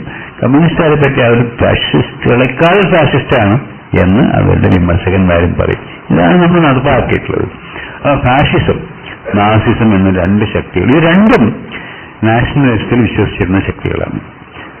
അവരുടെ രണ്ടുപേരുടെയും അതാത് രാജ്യങ്ങളിൽ ഉണ്ടായിരുന്ന സ്വാധീനത്തിന്റെ അടിത്തറ ഇറ്റലിയിലെ മുസലിനിക്കും മുസലിനിയുടെ ഫാഷിസ്റ്റ് പാർട്ടിക്കും, ജർമ്മനിയിൽ ഹിറ്റ്ലർക്കും ഹിറ്റ്ലറുടെ നാസി അല്ലെങ്കിൽ നാഷണൽ സോഷ്യലിസ്റ്റ് പാർട്ടിക്കും ഉണ്ടായിരുന്ന സ്വാധീനത്തിന്റെ അടിസ്ഥാനം ദേശീയതയായിരുന്നു. അതിപ്പോ നമ്മൾ ആലോചിക്കുമ്പോൾ നമ്മൾ ദേശീയതയൊക്കെ വാഴ്ത്തി പറയുന്ന ആൾക്കാരാവുമ്പോ ഇത് ആലോചിക്കാൻ ഇത്തിരി വിഷമമുണ്ട്. അപ്പൊ അന്ന് കാർൽ മാർക്സ് 19ാം നൂറ്റാണ്ടിന്റെ മധ്യഘട്ടത്തിലാണ് ജീവിച്ചിരുന്നത്. 19ാം നൂറ്റാണ്ടിലെ പാശ്ചാത്യ ലോകത്തിലെ ഏറ്റവും വലിയ പണ്ഡിതൻ, ധാരാളം വായിക്കുകയും ചിന്തിക്കുകയും ഗ്രീക്ക് ഫിലോസഫി മുതൽ പിന്നെയുള്ള തത്വചിന്തകന്മാരുടെ ചിന്താ പ്രസ്ഥാനങ്ങളൊക്കെ ധരിപ്പിക്കാൻ ശ്രമിക്കുകയൊക്കെ ചെയ്ത് എല്ലാവർക്കും സമ്മതമായ സമത്വത്തിൽ അധിഷ്ഠിതമായ ഒരു പുതിയ ലോകം സൃഷ്ടിക്കണം എന്ന് വിചാരിച്ചിരുന്ന കാർൽ മാർക്സ് ഉണ്ടല്ലോ, അദ്ദേഹത്തിന് പറ്റിയ ഏറ്റവും വലിയ വികസനം ഒരു പക്ഷേ ഈ നാഷണലിസം കഴിഞ്ഞുപോയി എന്ന് വിചാരിച്ചാണ്. നാഷണലിസം വേണ്ട, നമുക്ക് വേണ്ടത് ഇന്റർനാഷണലിസം, അന്തർദേശീയത. അതുകൊണ്ട് അദ്ദേഹം പറഞ്ഞു, എന്റെ അനുയായികളുണ്ടല്ലോ അവരൊരു പാർട്ടി ഉണ്ടാക്കാൻ പാടില്ല, അവർ ദേശീയത പ്രസംഗിക്കാൻ പാടില്ല. അതുകൊണ്ട് ഈ മാർക്സിസ്റ്റുകൾ എന്ന് അന്ന് പറഞ്ഞു, ഇന്ന് പറഞ്ഞിരുന്ന വേറെ ആൾക്കാരാണ്, അതിലിങ്ങനെ മാറിയത്. അപ്പൊ അതിന് ഈ കാർൽ മാർക്സിന്റെ അനുയായികളൊക്കെ നാഷണലിസമാണ്, ഇന്റർനാഷണലിസമാണ് പ്രസംഗിച്ചത്. First international, second international, third international വരെ അവർ കൊണ്ടുനടന്നു. ഫോർത്തായപ്പോ അത് പൊട്ടിപ്പോയി. അപ്പൊ അതിന്റെ ശത്രുക്കളായിട്ട് വിമർശകന്മാരായിട്ടുള്ള മറ്റാളുകൾ ട്രോട്സ്കിയും അവരവരൊക്കെ വന്നു. അതുകൊണ്ട് ഫോർത്ത് പിന്നെങ്കിലും ഇന്റർനാഷണലിസം ഇല്ലാണ്ടായി. കുറച്ചും കൂടി കഴിഞ്ഞപ്പോ ഈ ഇന്റർനാഷണലിസം എന്നുള്ള ആശയഗതിയുമായിട്ട് രംഗത്ത് വന്ന കാർൽ മാർക്സിന്റെ അനുയായികൾ അവരൊരു പാർട്ടി ഉണ്ടാക്കാൻ ശ്രമിച്ചു. അപ്പൊ അദ്ദേഹം പറഞ്ഞു, വേണ്ട, ഞാൻ മാർക്സിസ്റ്റ് അല്ല, ഞാൻ നോട്ട് എ മാർക്സിസ്റ്റ് പാർട്ടി ഉണ്ടാക്കാൻ പാടില്ല. കാരണം ഇതൊരു അന്തർദേശീയ പ്രസ്ഥാനമാണല്ലോ. ഇതില് ജർമ്മൻകാരനും ഇംഗ്ലീഷുകാരനും ഫ്രഞ്ചുകാരനും ഒക്കെ തമ്മിൽ എന്താ വ്യത്യാസം?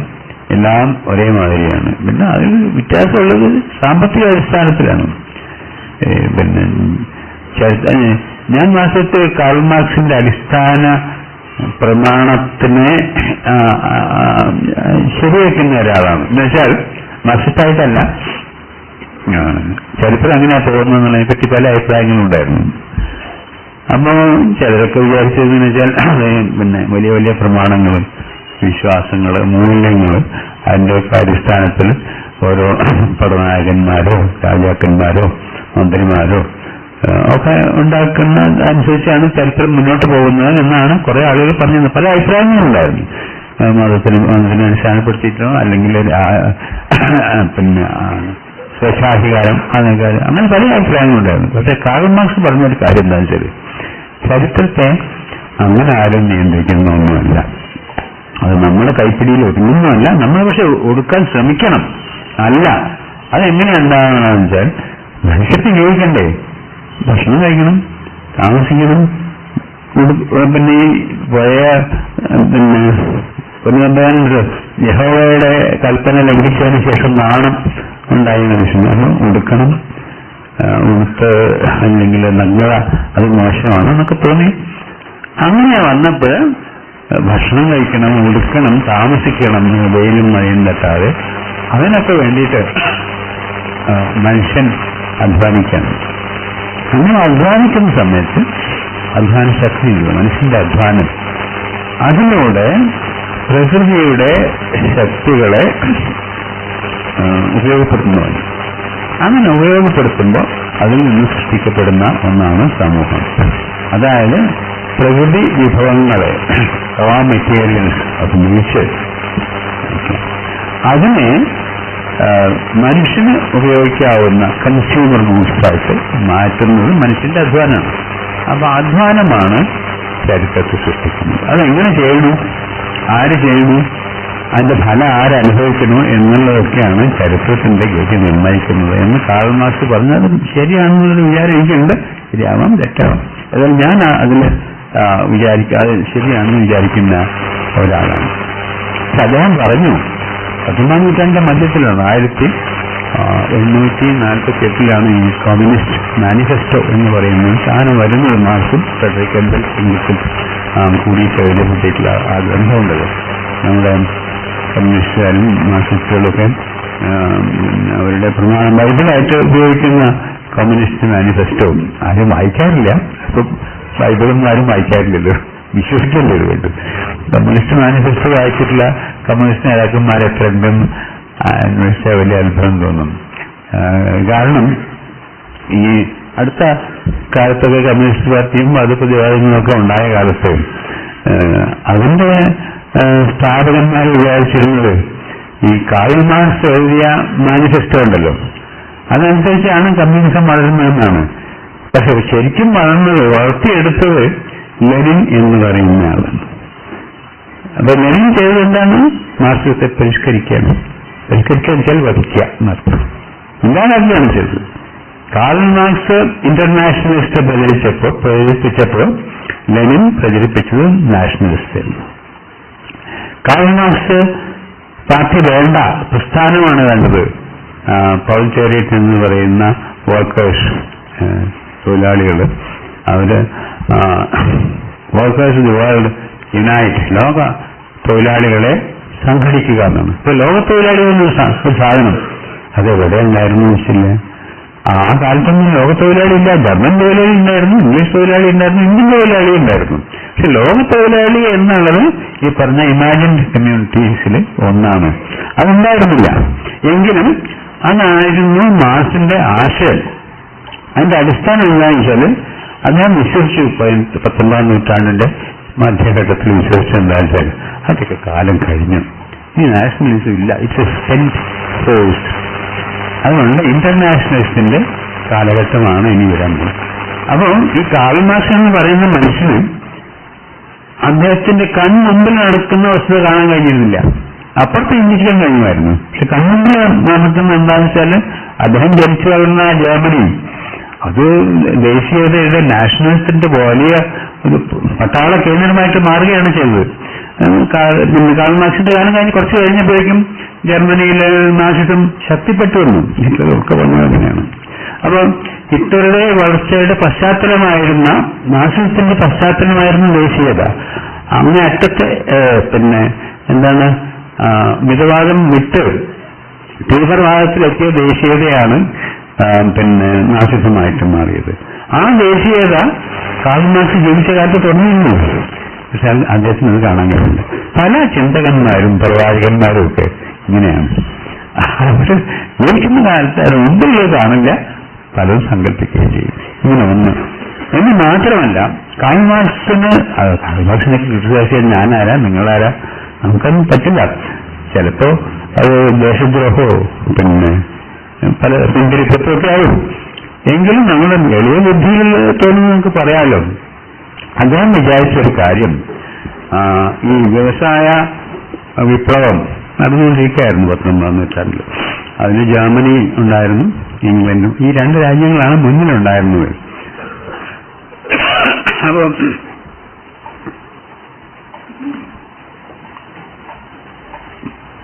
വ്യവസായ വിപ്ലവം നടന്ന് മുതലാളിത്തം എന്ന് പിന്നീട് പറഞ്ഞു വന്നു. അന്ന് മുതലാളിത്തം എന്ന് പേര് പറഞ്ഞില്ല. വ്യവസായങ്ങളൊക്കെ തന്നെ വന്നു. ഒരു തെറ്റിദ്ധാരണ ഉണ്ടായിരുന്നത് മനുഷ്യൻ പ്രകൃതിയെ കീഴടക്കുന്നു എന്നാണ്. അത് പോയിട്ട് ഇവൻ പ്രകൃതിയെ നശിപ്പിക്കുന്നു എന്നുള്ളത് 20ാം നൂറ്റാണ്ടിന്റെ അവസാനത്തോടുകൂടി നമുക്ക് വ്യക്തമാണ്. കീഴടക്കുന്നില്ല എന്ന് മാത്രമല്ല, പ്രകൃതിയുടെ നിയമങ്ങളെ ലംഘിക്കാൻ മനുഷ്യൻ ശ്രമിച്ചിടത്തൊക്കെ തന്നെ പരാജയപ്പെടുകയാണ് ചെയ്തിട്ടുള്ളത്. മനുഷ്യന് പ്രകൃതിയെ നിയന്ത്രിക്കാൻ കഴിയില്ല. കാരണം പ്രകൃതിയുടെ ഒരു സന്താനമാണ് മനുഷ്യൻ. എത്ര പെടഞ്ഞാലും ഏതുവരെ പോവും? പ്രകൃതിയുടെ ഏതെങ്കിലും ഒരു നിയമത്തിന് കീഴടങ്ങി അവൻ ഇല്ലാതാവും. ഇത്രയേ ഉള്ളൂ. അതില്ലെങ്കിലും 18ാം നൂറ്റാണ്ടിലൊക്കെ ഉണ്ടായിരുന്ന ഒരു ധാരണ, കാൾ മാർക്സിനെ പോലെയുള്ള മഹാചിന്തകന്മാരും പോലും പ്രചരിപ്പിച്ചിരുന്ന ഒരു ധാരണ, മനുഷ്യൻ ശാസ്ത്രത്തിന്റെ സഹായത്തോടു കൂടി യുക്തിബോധത്തിന്റെ സഹായത്തോടു കൂടി പ്രകൃതിയെ മെരുക്കുകയാണ്, കീഴടക്കുകയാണ് എന്നൊക്കെയാണ്. അങ്ങനെ പ്രകൃതിയെ കീഴടക്കാനുള്ള ആ ശ്രമത്തിലുള്ള മുന്നേറ്റം ഉണ്ടായപ്പോൾ വ്യവസായങ്ങളൊക്കെ വന്നു. വ്യവസായങ്ങൾ ഉണ്ടായത് എങ്ങനെയാ? നമ്മള് കൈകൊണ്ട് ചെയ്യുന്ന ചില കാര്യങ്ങൾ യന്ത്രം കൊണ്ട് ചെയ്യാൻ പഠിച്ചു. ആ യന്ത്രം എന്താ ചെയ്യുന്നത്? ആവിയന്ത്രം എന്താണ് ചെയ്യുന്നത്? പ്രകൃതിയുടെ ഒരു നിയമത്തെ ഉപയോഗപ്പെടുത്തുകയാണ്. ഈ ഉഷ്ണം, തീയ്, അതിന്റെ പുക, അതിനെ അടക്കി നിർത്തിയാൽ അത് പൊട്ടിത്തെറിക്കും. അതൊരു ശക്തിയായിട്ട് മാറ്റാൻ കഴിയും. അതിൽ കൂടെ ചക്രം ഉരുട്ടാൻ കഴിയും, തീവണ്ടി ഓടിക്കാൻ കഴിയും, വിമാനം ഓടിക്കാൻ കഴിയും. അങ്ങനെയൊക്കെ ഉണ്ട്. അതായത് പ്രകൃതിയുടെ ഒരു ശക്തി, പ്രകൃതിയെ അനുവദിച്ചിട്ടുള്ളിടത്തോളം ആ ശക്തിയെ നമ്മൾ ഉപയോഗിക്കാൻ ശ്രമിക്കുന്നത് മാത്രമേ ഉള്ളൂ. അങ്ങനെയാണ് വ്യവസായവൽക്കരണം വന്നത്. അങ്ങനെ വ്യവസായവൽക്കരണം വന്നപ്പോഴും അന്ന് നാട്ടുരാജാക്കന്മാരെയും പ്രഭുക്കന്മാരെയും ഒക്കെ എതിർത്തിരുന്ന കക്ഷികളുണ്ടല്ലോ, ചിന്തകന്മാര്, 19ാം നൂറ്റാണ്ടിലെ വലിയ ചിന്തകന്മാർ, അവരൊക്കെ വിചാരിച്ചിരുന്നത് ഈ വ്യവസായവൽക്കരണം കൊണ്ട് വന്നാൽ നന്നായി, ലോകം നന്നാവും. കാരണം പ്രകൃതി കീഴടങ്ങി, മനുഷ്യൻ ജയിച്ചു, മനുഷ്യൻ ചരിത്രം സൃഷ്ടിക്കാൻ തുടങ്ങി എന്നൊക്കെ വിചാരിച്ചിരുന്നതാണ്. പിന്നെയാണ് മനസ്സിലായത് ഈ ചരിത്രം സൃഷ്ടിക്കുന്നത് മനുഷ്യനല്ല, അല്ലെങ്കിൽ അതിന്റെ ഈ അധ്വാനത്തിന്റെ ഫലം അനുഭവിക്കുന്നത് സൽഫലങ്ങൾ, ഗുണഭോക്താക്കളായിട്ടുള്ള ആളുകൾ ഒരു കൂട്ടം ജനങ്ങളാണ്. അതായത് ഈ യന്ത്രങ്ങളൊക്കെ കൊണ്ടുവന്ന് സംഘടിപ്പിച്ച് ഈ പ്രൊഡക്ഷൻ, ഉൽപാദനം വളരെ വർദ്ധിപ്പിക്കുന്ന ആളുകളുണ്ടല്ലോ, അവരാണ് ഇതിനെ കൺട്രോൾ ചെയ്യുന്നത്. അതുകൊണ്ടാണ് ക്യാപിറ്റൽ എന്ന് പറയുന്ന ഒരു സാധനം, മൂലധനം. അപ്പൊ വ്യവസായം വേണമെങ്കിൽ എന്തൊക്കെ വേണം? മൂലധനം വേണം, പിന്നെ അതിന്റെ സംഘടന വേണം, തൊഴിലാളികൾ വേണം, യന്ത്രങ്ങൾ വേണം. ഇതൊക്കെ ഉണ്ടെങ്കിൽ വ്യവസായവൽക്കരണം നടക്കുകയുള്ളൂ. അപ്പോ അതിന്റെ പേര് ക്യാപിറ്റലിസം എന്നായി. അതിന് ഏറ്റവും പ്രധാനമായിട്ടുള്ളത് ഒരു ദരിദ്രന്, ഒരു പിച്ചക്കാരന് വ്യവസായം ഉണ്ടാക്കാൻ കഴിയില്ല. വ്യവസായം ഉണ്ടാക്കണം പണക്കാരനാവണം. അങ്ങനെ പണക്കാരനായി ആ പണം ഉൽപാദന പ്രവർത്തനത്തില് നിക്ഷേപിച്ച് അതിന് ഭൂതം പോലെ കാത്ത് നിർത്തിയിട്ട് അതിന് ലാഭമുണ്ട്. എങ്ങനെ ലാഭം ഉണ്ടാക്കണം? അതിന് കാർൽ മാർക്സ് ഒരു കാര്യം കണ്ടുപിടിച്ചു. ഈ അധ്വാന ഫലമുണ്ടല്ലോ, അത് അധ്വാനിക്കുന്ന ആളുകൾക്ക് കിട്ടുന്നില്ല. ഒരു മുതലാളി മുതല് നടത്തിയിട്ടുള്ള ആള് അയാൾ മൂലധനം നിക്ഷേപിച്ചിട്ട് കുറെ ആളുകളൊക്കെ സംഘടിപ്പിച്ചു. അതായിരുന്നു 19ാം നൂറ്റാണ്ടിലെ ക്യാപിറ്റലിസം അല്ലെങ്കിൽ പിന്നെ മുതലാളിത്തം എന്ന് പറഞ്ഞിരുന്നത്. ഒരു ഫാക്ടറി ഉടമസ്ഥ ഉണ്ടാവും, അയാൾ പണം നിക്ഷേപിച്ചു എന്നതാണ് അയാളുടെ അവകാശം.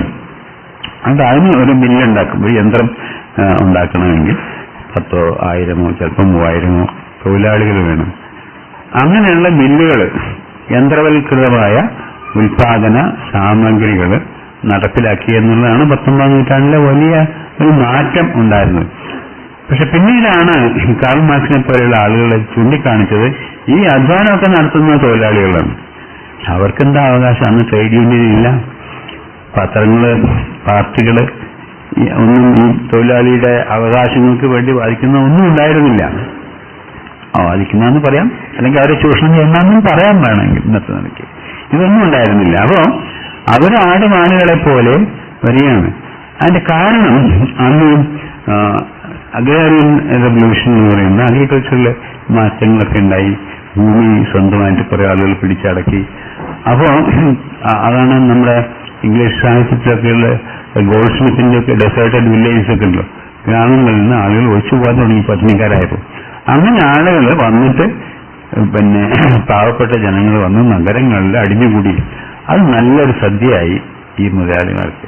അവരുടെ ഫാക്ടറികളിൽ ജോലി എടുക്കാനാണ് കിട്ടുന്നത്. അപ്പൊ 100 ആള് തന്നെ അടുത്ത് 1000 ആളുണ്ടാവും.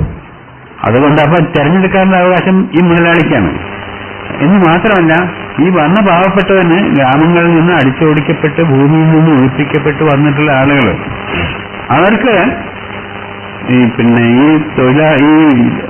തൊഴിലുടമയുടെ, ഈ മുതലാളിയുടെ ഫാക്ടറിയിൽ പ്രവർത്തിക്കലേണ്ട ഒരു നിവൃത്തിയില്ല. ഒരു ദിവസം ജോലി ഇല്ല, തൊഴിലില്ലാതായാൽ അവൻ പട്ടിണി കിടക്കുക തന്നെ. അപ്പൊ പട്ടിണി കിടക്കാതിരിക്കാൻ വേണ്ടിയിട്ട് അന്ന് ആളുകൾ ചെയ്തിരുന്നത് 19ാം നൂറ്റാണ്ടിലെ പിന്നെ ഡിക്കൻസിന്റെ ഒക്കെ നോവലുകളിൽ കാണാം. ഈ വർക്ക് ഹൗസ് സിസ്റ്റത്തിനെ പറ്റിയൊക്കെ കാണാം.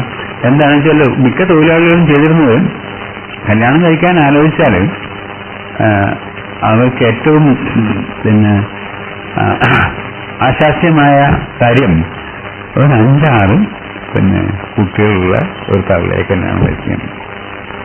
അതായത് വിവാഹം വേണമെന്നില്ല, അവിഹിത സന്തതികൾ എത്ര കൂടുതലുണ്ടോ ഒരു സ്ത്രീക്ക് അത്ര കൊണ്ട് ആ സ്ത്രീ തൊഴിലാളികൾക്ക് ഇഷ്ടപ്പെട്ടവളായിരുന്നു. കാരണം ഈ 5-6 തൊഴിലിന് അയക്കാം. അത് 5-6 ആളുകളും പുരുഷനും സ്ത്രീയും ഒക്കെ കൂടി അധ്വാനിച്ചാൽ കഷ്ടി കഴിഞ്ഞുകൂടാൻ കഴിയും. ഇതായിരുന്നു അന്നത്തെ സ്ഥിതി. അത് പ്രത്യേകിച്ചും അന്ന് ഖനികളൊക്കെ തുടങ്ങിയിട്ടാണ്. കൽക്കരി, ഈ വ്യവസായവൽക്കരണത്തിന്റെ വലിയ ഒരു ഊർജം കൽക്കരിയിൽ നിന്നാണ് ആദ്യം വന്നത്. പിന്നെയാണ് പെട്രോളായത്. അപ്പൊ കൽക്കരി എടുക്കണമെങ്കിൽ ഖനിയിൽ ഇറങ്ങണം. അപ്പൊ വലിയ ആളുകൾക്ക് അതിൽ ഇറങ്ങാൻ പറ്റില്ല, കുട്ടികളെ ഇറക്കുകയാണ് ചെയ്യുന്നത്. അപ്പൊ ആളുകൾ ചെയ്തിരുന്നത് എന്താണെന്ന് വെച്ചാൽ ഒരുപാട് 100 അടി താഴെയൊക്കെയുള്ള ഖനിയിലായിരിക്കും. അവിടെ നിന്നാണ് കൽക്കരി വാരിയെടുത്ത് മേലേക്ക് എത്തിക്കേണ്ടത്. അപ്പോ അച്ഛനന്മാരിങ്ങനെ ഉത്കണ്ഠയോടുകൂടി മേലെ കാത്തു നിൽക്കും. കുട്ടികളെ കയറൊക്കെ കെട്ടിയിട്ട്, അരയ്ക്ക് കയറൊക്കെ കെട്ടിയിട്ട് അതിന്റെ ഉള്ളിലേക്ക് ഇറക്കും. അവർ പൊന്തി വരുന്നത് വരെ കാത്തു നിന്നിട്ട് ഉത്കണ്ഠയോടുകൂടി കാത്തു നിൽക്കും. അങ്ങനെയുള്ള കുട്ടികളെ അവരുടെ അരയ്ക്കൊരു ബെൽറ്റ് കെട്ടും. അങ്ങനെ ഒരു കുട്ടി, 2 കുട്ടി, 10 കുട്ടികൾ, 20 കുട്ടികളെ ഒന്നിച്ച് ഇങ്ങനെ കൂട്ടിയിട്ട് ഇതിലേക്ക് ഇറക്കി വിടുക ചെയ്തിരുന്നു. അങ്ങനെ ഖനികളിലേക്ക് ഇറക്കി വിടാൻ കുട്ടികൾ ഉണ്ടാവണം ഒരു സ്ത്രീക്ക്. അവിഹിതമായാൽ അത് എത്രയും നല്ലത്. അത് പറ്റുന്നില്ലല്ലോ, ആരും ചോദിക്കാനും ആവില്ല. അങ്ങനെ അവിഹിത സന്തതികളുടെ എണ്ണം വളരെ വർദ്ധിച്ചാൽ നന്നായി. അങ്ങനെയാണ് കല്യാണം കഴിക്കാൻ ആഗ്രഹിക്കുന്ന ആളുകൾ ജർമ്മനിയിലും ഇംഗ്ലണ്ടിലും ഒക്കെ ഈ വ്യവസായവൽക്കരണത്തിന്റെ, വ്യവസായ വിപ്ലവത്തിന്റെ, അത് ഇന്നിപ്പോ നമ്മൾ മൂല്യങ്ങളെ പറ്റിയൊക്കെ പറയുന്നുണ്ട്, ദേശീയത അത് എന്നൊക്കെ പറയുന്നുണ്ട്. പക്ഷെ അന്നും ഇന്നും അങ്ങനെ തന്നെയാണ് കുറെയൊക്കെ നടക്കുന്നത്. ഈ മാതിരി കാര്യങ്ങളിൽ ഒരു നിയന്ത്രണം ഉണ്ടായിരുന്നില്ല. അപ്പൊ ഇവനാണെങ്കിൽ ഒരു ദിവസം പട്ടിണി എടുക്കാൻ വയ്യ, അപ്പൊ എത്ര കുട്ടികളുണ്ടോ, എത്ര കുട്ടികളെ ഖനിയിലേക്ക് ഇറക്കി വിടാൻ കഴിയുമോ? ആരാന്റെ കുട്ടികളല്ലേ, അതിനെന്താണ് നഷ്ടമുള്ളത്? ഇറക്കി വിടുക, അതൊന്ന് കിട്ടുന്ന അതുകൊണ്ട് ജീവിതം കഴിക്കാമായിരുന്നു. അവന്റെ മുതലാളി ചീത്ത പറഞ്ഞാൽ, അടിച്ചാൽ, ഇറക്കി വിട്ടാൽ, തൊഴിൽ വേണ്ട എന്ന് പറഞ്ഞാൽ ആരും ചോദിക്കാനില്ല. അന്ന് അവർക്ക് സംഘടന ഉണ്ടായിരുന്നില്ല, ട്രേഡ് യൂണിയൻ ഉണ്ടായിരുന്നില്ല, അവരെ സംരക്ഷിക്കാനുള്ള സംഘടനകളും ഉണ്ടായിരുന്നില്ല, പാർട്ടികൾ ഉണ്ടായിരുന്നില്ല. കാരണം ഇന്നിപ്പോ ദേശീയ വിഭവത്തിന്റെ ഒരു വലിയ ഘടകമായിട്ട് നമ്മൾ കരുതുന്നത് ജനങ്ങളുടേതായ ഭരണമാണല്ലോ, ഡെമോക്രസി, ജനായത്ത ഭരണം എന്ന് നമ്മൾ പറയുന്നതാണ്. അന്ന് അതൊന്നുമില്ല. എന്നാ ജനാധിപത്യമുണ്ട്? കാർൽ മാർക്സിനെ കുറ്റം പറയാറുണ്ട്, വിമർശിക്കാറുണ്ട് പലരും. എന്താണെന്ന് വെച്ചാൽ അദ്ദേഹം വിപ്ലവമല്ലേ പരിഹാരമായിട്ട് പറഞ്ഞത്, അതും അക്രമാസക്തമായ വിപ്ലവം. തൊഴിലാളികൾ ഒത്തുകൂടി മുതലാളികളെ കൊന്ന് ഒടുക്കി ഫാക്ടറികൾ പിടിച്ചടക്കിയിട്ട് ലോക വിപ്ലവം സാധിക്കണമെന്നായിരുന്നു ലോക വിപ്ലവം. അത് ഒരു രാജ്യത്തുള്ള വിപ്ലവമൊന്നുമല്ല, ഒന്നിച്ച്. എന്തൊരു അന്ധവിശ്വാസമാണ് ഇന്ന് ആലോചിച്ച് നോക്കുമ്പോഴാണ്. ലോകത്തിൽ മുഴുവൻ ഒന്നിച്ച് ആളുകളെങ്കിലും ഉയർത്ത് എണീറ്റ് വന്ന് മുതലാളികൾക്കെതിരായിട്ട് സംഘടിച്ച് അവരെ മറിച്ചിട്ടിട്ട് പിന്നെന്താ ഉണ്ടാക്കുക? സത്യം, സമത്വം, സ്വാതന്ത്ര്യം, നല്ലൊരു ലോകം. എന്തൊരു വിഡിതാണ്. പിന്നെ കുറച്ച് കഴിഞ്ഞപ്പോൾ ആളുകൾക്ക് മനസ്സിലായി, ഇങ്ങനെ മുതലാളിമാർക്കെതിരായിട്ട് ഒരു മുതലാളിയെ കൊന്നാലും അല്ലെങ്കിൽ 10 എണ്ണത്തിനെ കൊന്നാലും ഇവിടെ സത്യം, സമത്വം, സ്വാതന്ത്ര്യം വരില്ല, കൊല്ലാൻ കഴിയില്ല. ഈ തൊഴിലാളികൾക്ക് അന്ന് സാധിക്കുന്നതിൽ ഇരട്ടി ശക്തിയും ഐക്യശക്തിയും പിന്നെ ബുദ്ധിശക്തിയും സംഘടനാ ശക്തിയൊക്കെ ഉണ്ടായിരുന്നത് മുതലാളിമാർക്കാണ്. അപ്പം ഈ ഫ്യൂഡലിസം എന്ന് പിൽക്കാലത്ത് പേരിട്ടിട്ടുള്ള ആ നാടൻ സമ്പ്രദായങ്ങൾക്ക് യൂറോപ്പിലുണ്ടായിരുന്നു. അത് മാറിക്കഴിഞ്ഞാൽ, വ്യവസായ വിപ്ലവം നടന്നു കഴിഞ്ഞാൽ ഉടനെ സോഷ്യലിസവും കമ്മ്യൂണിസവും സ്ഥാപിതമാകുമെന്നുള്ള പഴയ തെറ്റിദ്ധാരണ കാർൽ മാർക്സ് നടക്കാതുണ്ടായിരുന്നു. പക്ഷേ അതിന് പകരം അവർക്ക് മനസ്സിലായി ഇത് മുതലാളിമാരുടെ ആധിപത്യമാണ് പിന്നെ ഉണ്ടാകാൻ പോകുന്നത്. അവരെ തോൽപ്പിക്കാൻ കഴിയില്ല. അവരെ തോൽപ്പിക്കാനുള്ള ശ്രമങ്ങൾ കുറച്ച് നടന്നു. പക്ഷേ ഒരു പ്രത്യേകതയുള്ള എന്താണെന്ന് വെച്ചാൽ, ഈ കമ്മ്യൂണിസ്റ്റെയൊക്കെ തോൽപ്പിക്കാനും വിജയിപ്പിക്കാനും ഒക്കെ ശ്രമിച്ചിരുന്ന ശക്തികളിൽ കമ്മ്യൂണിസ്റ്റിനെതിരായിട്ടുള്ള ശക്തികൾ എന്തൊക്കെയായിരുന്നു? കമ്മ്യൂണിസ്റ്റിന് അനുകൂലമായ ശക്തികൾ എന്തൊക്കെയായിരുന്നു? കമ്മ്യൂണിസം സ്ഥാപിക്കാൻ ലെനിൻ മാർക്സിന്റെ കാലത്ത് കുറെ പ്രതീക്ഷിച്ചു. കാർൽ മാർക്സിന്റെ വിശ്വാസം ഇത് വാർദ്ധക്യത്തിലെത്തിയിട്ടുള്ള ഒരു സാമൂഹ്യ വ്യവസ്ഥയാണ് ഈ മുതലാളിത്തം എന്ന് പറയുന്നത്. ഇപ്പൊ നാളെ കൊഴിഞ്ഞു വീഴും. ഈ കാക്ക പഴം വീഴുന്നു കാത്തിരിക്കുന്നത് പോലെ മാർക്സിസ്റ്റുകൾ 19ാം നൂറ്റാണ്ടിൽ വിചാരിച്ചിരുന്നു, ഇതാ വന്നു ലോക വിപ്ലവം. എങ്ങനെയാണ് നടക്കുക ആർക്കും നിശ്ചയമില്ല. അതിന് രാഷ്ട്രീയ ശക്തികളൊന്നുമില്ല, ദേശീയ സംഘടനകളൊന്നുമില്ല, പക്ഷെ നടക്കും. അതിന് പാർട്ടിയൊന്നും വേണ്ട എന്നായിരുന്നു ഒരു ബോധം ഉണ്ടായിരുന്നു. ലെനിനാണ് കുറച്ചും കൂടി പ്രായോഗിക മനസ്ഥിതിയും കുറെ കൂടി അധികാര കമ്പവും ഉണ്ടായിരുന്ന ഒരു നേതാവായിട്ട് വന്നത് ലെനിനാണ്. അദ്ദേഹം ഇന്നിപ്പോ ലെനിൻ അംഗീകരിക്കപ്പെടുന്നുണ്ട്, ലോക നേതാവായിരുന്നു, തൊഴിലാളി കക്ഷികളൊക്കെ കൊണ്ടുവന്ന ആളാണെന്ന്. പക്ഷെ എനിക്ക് തോന്നിയിട്ടുള്ളത് ഈ മാർക്സിനെ കൊന്നത് ലെനിനാണെന്നാണ്. മാർക്സിസത്തെ അവസാനിപ്പിച്ചത് ലെനിനാണ്. കാരണം മാർക്സിസം ഇന്റർനാഷണലിസമാണ് പ്രസംഗിച്ചതെങ്കിൽ ലെനിൻ പ്രസംഗിച്ചത് നാഷണലിസവും കൂടി ആണ്. മാർക്സ് ആവശ്യപ്പെട്ടത് ഒരു പാർട്ടി ഇല്ല, ഞാനൊരു പാർട്ടിയുടെ ആളില്ല, പാർട്ടി ഉണ്ടാക്കേണ്ടതില്ല എന്നാണെങ്കിൽ ലെനിൻ ആവശ്യപ്പെട്ടത് പാർട്ടി ഉണ്ടാക്കണം. എന്നിട്ടോ വിപ്ലവം ആരാ ഉണ്ടാക്കുക? ലെനിന്റെ കണക്കിൽ അദ്ദേഹം വ്യക്തമായി ചെയ്തിട്ടുണ്ട്. അദ്ദേഹത്തിന് അതിൽ വിളിച്ചുകളിയൊന്നും ഉണ്ടായിരുന്നില്ല. പ്രോബ്ലംസ് ഓഫ് ലെനിനിസോ അതുമാതിരിയുള്ള മറ്റ് കൃതികളൊക്കെ വായിച്ചു നോക്കിയാൽ നമുക്ക് മനസ്സിലാക്കാൻ കഴിയും. അദ്ദേഹം ആവശ്യപ്പെട്ടത് തൊഴിലാളിക്ക് വിപ്ലവം നടത്താനുള്ള കഴിവില്ല. തൊഴിലാളിയെ ദൈവമാക്കി കൊണ്ടുവന്ന് വെച്ചാൽ അവരുടെ നേതൃത്വത്തിൽ ലോക വിപ്ലവം നടത്തുമെന്ന് കാർൽ മാർക്സ് പറഞ്ഞപ്പോൾ അത് പരിഷ്കരിക്കാനുള്ള ശ്രമത്തിലോ ലെനിൻ പറഞ്ഞെന്താ വെച്ചാൽ തൊഴിലാളിക്ക് ഒരു പങ്കും സാധിക്കില്ല, ഒരു വിപ്ലവം നടത്താൻ കഴിയില്ല, അതിന് വിദ്യാഭ്യാസമില്ല, അതിന് കഴിവില്ല, സംഘടിക്കാൻ കഴിയില്ല. പിന്നെ ആരാ സംഘടിക്കുക? അത് അല്പം വിദ്യാഭ്യാസമൊക്കെയുള്ള ഈ മധ്യവർഗത്തിൽപ്പെട്ട പെറ്റി ബൂർഷ്വ എന്നാണ്. ബൂർഷ്വ എന്ന് പറഞ്ഞാൽ ബർഗർ എന്നുള്ളതിൽ നിന്നാണ് ബൂർഷ്വാസി എന്നുള്ള വാക്കുണ്ടായത്. ബർഗർ എന്ന് പറഞ്ഞാൽ പഴയ ആദ്യകാലത്തെ ഈ മുതലാളിമാരെ അവരെയാണ് ബർഗേഴ്സ് എന്ന് വെച്ചിരുന്നത്. ആദ്യം പണം സമ്പാദിച്ച പിന്നെ പലിശയ്ക്ക് കൊടുക്കുന്ന ആളുകളും ബാങ്കുകാരും ഒക്കെ ആയിരുന്നു ബർഗേഴ്സായിട്ട് വരുന്നത്.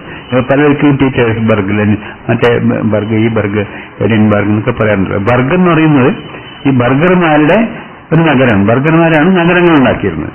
അപ്പൊ അതില് പെറ്റി ബൂർഷ്വ എന്ന് പറയുന്ന മധ്യവർഗക്കാര്, അതിൽ കുറച്ച് ആൾക്ക് വിദ്യാഭ്യാസം ഉണ്ടാവും. അപ്പൊ ചിലർക്ക് അതിൽ സന്യാസം ഉണ്ടായിന്ന് വരാം. ഈ തൊഴിലാളികളെ സംബന്ധിച്ചിടത്തോളം അവരെ നന്നാക്കണം, അവരെ സഹായിക്കണം എന്നുള്ള ബോധം ഉണ്ടാവാം. അങ്ങനെ ബോധമുള്ള മധ്യവർഗത്തിൽപ്പെട്ട, മിഡിൽ ക്ലാസ്സിൽപ്പെട്ട, പെറ്റി ബൂർഷ്വാസിയിൽപ്പെട്ട കുറച്ച് ആളുകൾ കമ്മിറ്റഡ് ആവും ഈ വിപ്ലവം നടത്താൻ. എന്നിട്ട് അവരുടെ നേതൃത്വത്തിൽ നടത്താൻ പറ്റുള്ളൂ, അല്ലാതെ വർക്കേഴ്സിന് സാധിക്കില്ല എന്ന്. കാൾ മാർക്സ് വർക്കേഴ്സ് നടത്തേണ്ട ഒന്നാണ് വിപ്ലവം എന്ന് പറഞ്ഞപ്പോൾ നേരെ വിപരീതമായിട്ട് വർക്കേഴ്സിന് സാധ്യമല്ല, ഒരിക്കലും സാധ്യമാവുകയില്ല. അത് നടക്കണമെങ്കിൽ ഈ മധ്യവർഗത്തിൽപ്പെട്ട കുറച്ച് ആളുകൾ വർക്കേഴ്സിനോടുള്ള സഹതാപം കൊണ്ട് സംഘടിച്ച് അവരുടെ തന്നെ താല്പര്യത്തിന് എതിരായിട്ട് എന്ന് പറയാൻ വേണമെങ്കിൽ അവരെ സംഘടിപ്പിച്ചിട്ട് വിപ്ലവം ഉണ്ടാക്കി ഭരണകൂടത്തെ മറച്ചിടണം എന്നാണ് ലെനിനൊക്കെ വാദിച്ചത്. അത് ശരിയാണ് എന്ന് കമ്മ്യൂണിസ്റ്റുകാർക്ക് അംഗീകരിക്കേണ്ടി വന്നു. കാരണം കുറെ കഴിഞ്ഞ് ലോകയുദ്ധമൊക്കെ വന്നു തുടങ്ങിയല്ലോ ആ കാലത്ത്.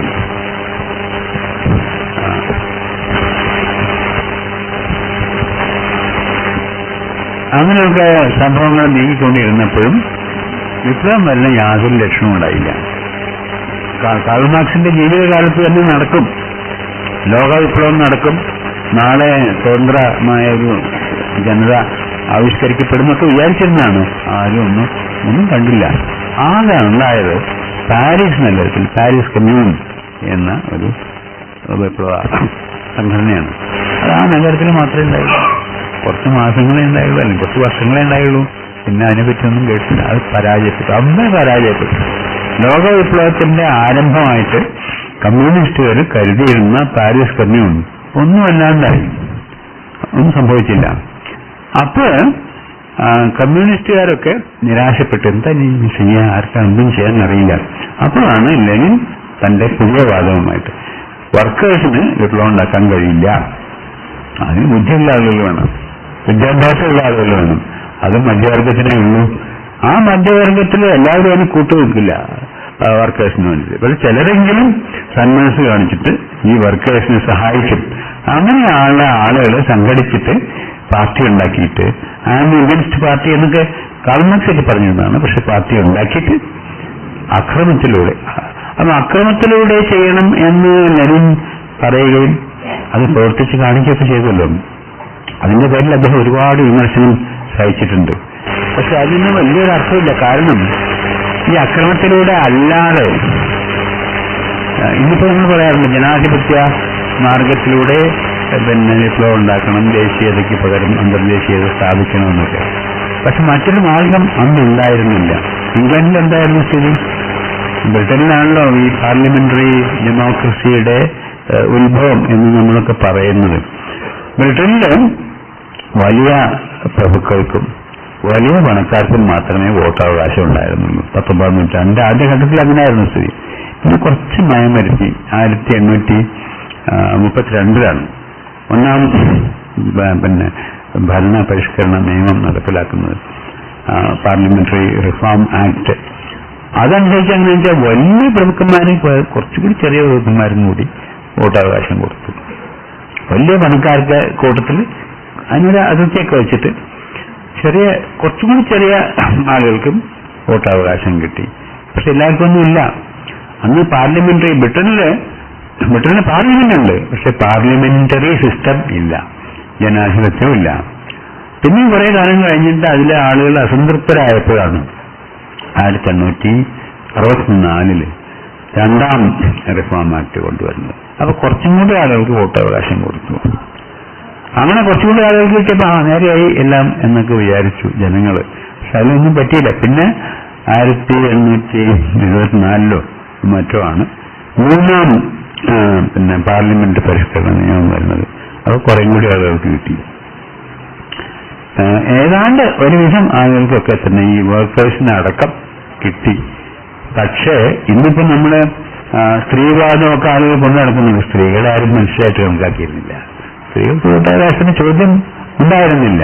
എല്ലാ പരിഷ്കരണവാദികളും എല്ലാ വിപ്ലവ നേതാക്കളും സ്ത്രീകളെ മൃഗങ്ങളുടെ കൂട്ടത്തിലും തള്ളിക്കളഞ്ഞിരുന്നവരാണ്. അതുകൊണ്ട് അവർക്കൊന്നും വോട്ടവകാശം ബ്രിട്ടനിൽ ഉണ്ടായിരുന്നില്ല. 19 നൂറ്റാണ്ടിൽ ഉണ്ടായില്ല. 20-ാം നൂറ്റാണ്ടിലും ഉണ്ടായില്ല.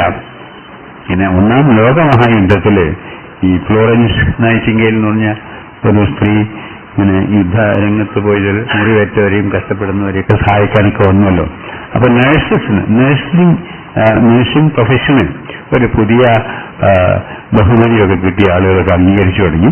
അപ്പൊ സ്ത്രീ പറഞ്ഞിട്ടൊന്നുമില്ല, അത് മനുഷ്യന്റെ വർഗത്തിൽപ്പെട്ടതാണ് എന്നുള്ള ബോധം കുറേശ്ശെ ഉണ്ടായി. എന്നിട്ടും ആരും അവർക്ക് വോട്ടവകാശം കൊടുത്തില്ല. 1918 കഴിഞ്ഞിട്ട് ഒരു 10 കൊല്ലം നീണ്ടു. 1928 ആദ്യമായിട്ട് ബ്രിട്ടനിൽ സ്ത്രീകളുടെ മനുഷ്യരായിട്ട് കണക്കാക്കിയിട്ട് വോട്ടവകാശം കൊടുത്തത്. അതോടുകൂടിയാണ് അഡൽട്ട് സഫ്രേജ് വന്നത്. അതുകൊണ്ടൊന്നും ജനാധിപത്യമായില്ല. ജനാധിപത്യപരമായി മാറ്റങ്ങൾ ഉണ്ടാക്കാൻ കഴിയുമെന്ന് ബ്രിട്ടനിൽ പോലും ഏതാണ്ട് ആളുകൾ ചിന്തിക്കാൻ തുടങ്ങുന്നത് അതൊക്കെ കഴിഞ്ഞ് കുറെ കാലം കഴിഞ്ഞിട്ടാണ്. കാരണം അതിൽ ഈ ക്യാബിനറ്റ് സിസ്റ്റം വന്നു, പാർട്ടി സിസ്റ്റം, വോട്ടിങ്ങിനുള്ള പ്രത്യേക സമ്പ്രദായങ്ങളൊക്കെ വന്നു. അതിൽ പ്രധാനമന്ത്രിക്കുള്ള അവകാശങ്ങൾ, മന്ത്രിസഭയ്ക്കുള്ള കൂട്ടുത്തരവാദിത്വം, ഇതൊക്കെ കാലക്രമത്തിലാണ്. ഇംഗ്ലീഷുകാർക്കൊരു ഇതുണ്ടായിരുന്നത്, ഒരു എഴുതപ്പെട്ട ഭരണഘടന. നമ്മളിപ്പോ നമ്മുടെ ഭരണഘടന, ഇന്ത്യൻ ഭരണഘടനയിലെ കേമാണ് ദേശീയതയുടെ പ്രധാനപ്പെട്ട ഒരു ലക്ഷണമാണെന്നൊക്കെ പറയാറുണ്ട്. ബ്രിട്ടനിൽ അങ്ങനെ സാധനമില്ല. എഴുതപ്പെട്ട ഒരു ഭരണഘടനയും ബ്രിട്ടനിൽ ഒരിക്കലും ഉണ്ടായിട്ടില്ല. എങ്കിലും കാലക്രമത്തിൽ അവര് പണക്കാര് കുറച്ചുകൂടി താണ വോട്ട് അങ്ങനെ ഈ വോട്ടവകാശം ജനങ്ങൾക്കിടയിൽ പ്രായോഗികമായി വന്നു. പിന്നെ സ്ത്രീകളെ മനുഷ്യരായിട്ട് കണക്കാക്കാൻ തുടങ്ങി 1928. അതെങ്ങനെയാണെന്ന് വെച്ചാല് 18 ഫ്ലോറൻസ് നൈറ്റിംഗേലിന്റെ ആരാധകന്മാർ പോലും സ്ത്രീകൾക്ക് വോട്ടവകാശം കൊടുക്കാതിരുന്നപ്പോൾ ഒരു മൂവ്മെന്റ് ഉണ്ടാക്കി ബ്രിട്ടനിൽ. സഫ്രജറ്റ് മൂവ്മെന്റ് എന്നാണ് അതിന് പറയുന്നത്. അങ്ങനെ വെച്ചാൽ മന്ത്രിമാർ പുറത്തിറങ്ങിയാല് ഈ മുളക് പൊടി കരുതി വെച്ചിട്ട് അവരെ കണ്ണിലിടുക. അതാണ് സഫ്രജറ്റ് ചെയ്തിരുന്നത്. അങ്ങനെ അവർക്ക് പുറത്തിറങ്ങാൻ വയ്യാത്ത വിധത്തിലാക്കിയിട്ട് ദ്രോഹം ചെയ്തപ്പോഴാണ് ആദ്യമായിട്ട് ഇംഗ്ലണ്ടില് പിന്നെ 20-ാം നൂറ്റാണ്ടിന്റെ മധ്യഘട്ടത്തോട് അടുക്കുമ്പോൾ സ്ത്രീകൾക്ക് വോട്ടവകാശം നടത്തും. അപ്പോൾ സ്ത്രീകൾക്ക് വോട്ടവകാശം കിട്ടി, ക്യാബിനറ്റ് സിസ്റ്റം ഉണ്ടായി, അതിന് ചില ചട്ടക്കൂടുകളൊക്കെ, അതൊക്കെ എഴുതപ്പെടാത്ത ഒരു ഭരണഘടനയുടെ ഭാഗമായിട്ട് വന്നപ്പോഴാണ് ഈ ഡെമോക്രാറ്റിക് പാർലമെന്ററി ഡെമോക്രസി ഉണ്ടാകുന്നത്. അപ്പൊ കാരണവശാലും കുറ്റമായിട്ട് കാര്യമില്ല, ലെനിനെ കുറ്റമായിട്ട് കാര്യമില്ല. വേറൊരു മാർഗം, ഒരു ബദൽ, ഒരു ഓൾട്ടർനേറ്റീവ് ഉണ്ടായിരുന്നില്ല. വിപ്ലവമല്ലാതെ സാമൂഹ്യ മാറ്റത്തിന് മറ്റൊരു ഉപാധിയും മറ്റൊരു മാർഗവും 19-ാം നൂറ്റാണ്ടിന്റെ അവസാനത്തിലോ 20-ാം നൂറ്റാണ്ടിന്റെ ആദ്യഘട്ടത്തിൽ വരെ ഉണ്ടായിരുന്നില്ല. ഇംഗ്ലണ്ടിൽ പോലും ഉണ്ടായിരുന്നില്ല. പിന്നെയല്ലേ മദർ പാർലമെന്റ് എന്ന് പറയുന്ന പാർലമെന്റ് ഉള്ള ഇംഗ്ലണ്ടിൽ ജനാധിപത്യ ഭരണം, പാർലമെന്ററി ജനാധിപത്യം ഉണ്ടാകുന്ന 20-ാം നൂറ്റാണ്ടിന്റെ മധ്യത്തോടുകൂടി മാത്രമേ ഉള്ളൂ. അപ്പൊ അതുകൊണ്ട് പഴയ വിപ്ലവകാരികളെ അക്രമകാരികളായിട്ട് നമ്മള് മുദ്ര കുത്തി അവർ പിന്തിരിപ്പന്മാരാണെന്ന് ഞാൻ പറയുന്നതിനൊന്നും യാതൊരു അടിസ്ഥാനവുമില്ല. കാരണം വേറൊരു വാർത്തയില്ല. ഇന്നും നമ്മുടെ നാട്ടിൽ പഴയ ഒരാളുണ്ടായിരുന്നില്ല, ഗാന്ധി മുറി. ആ മനുഷ്യനാണ്. അതല്ലാതെ നോക്കിയാൽ എന്താ, ആളുകളെ കൊല്ലുക, ബോംബ് വയ്ക്കുക, വെടിവെക്കുക, അതൊരു പരാജയ ബോധത്തിനുണ്ടായതായിരിക്കാം ചിലപ്പോ.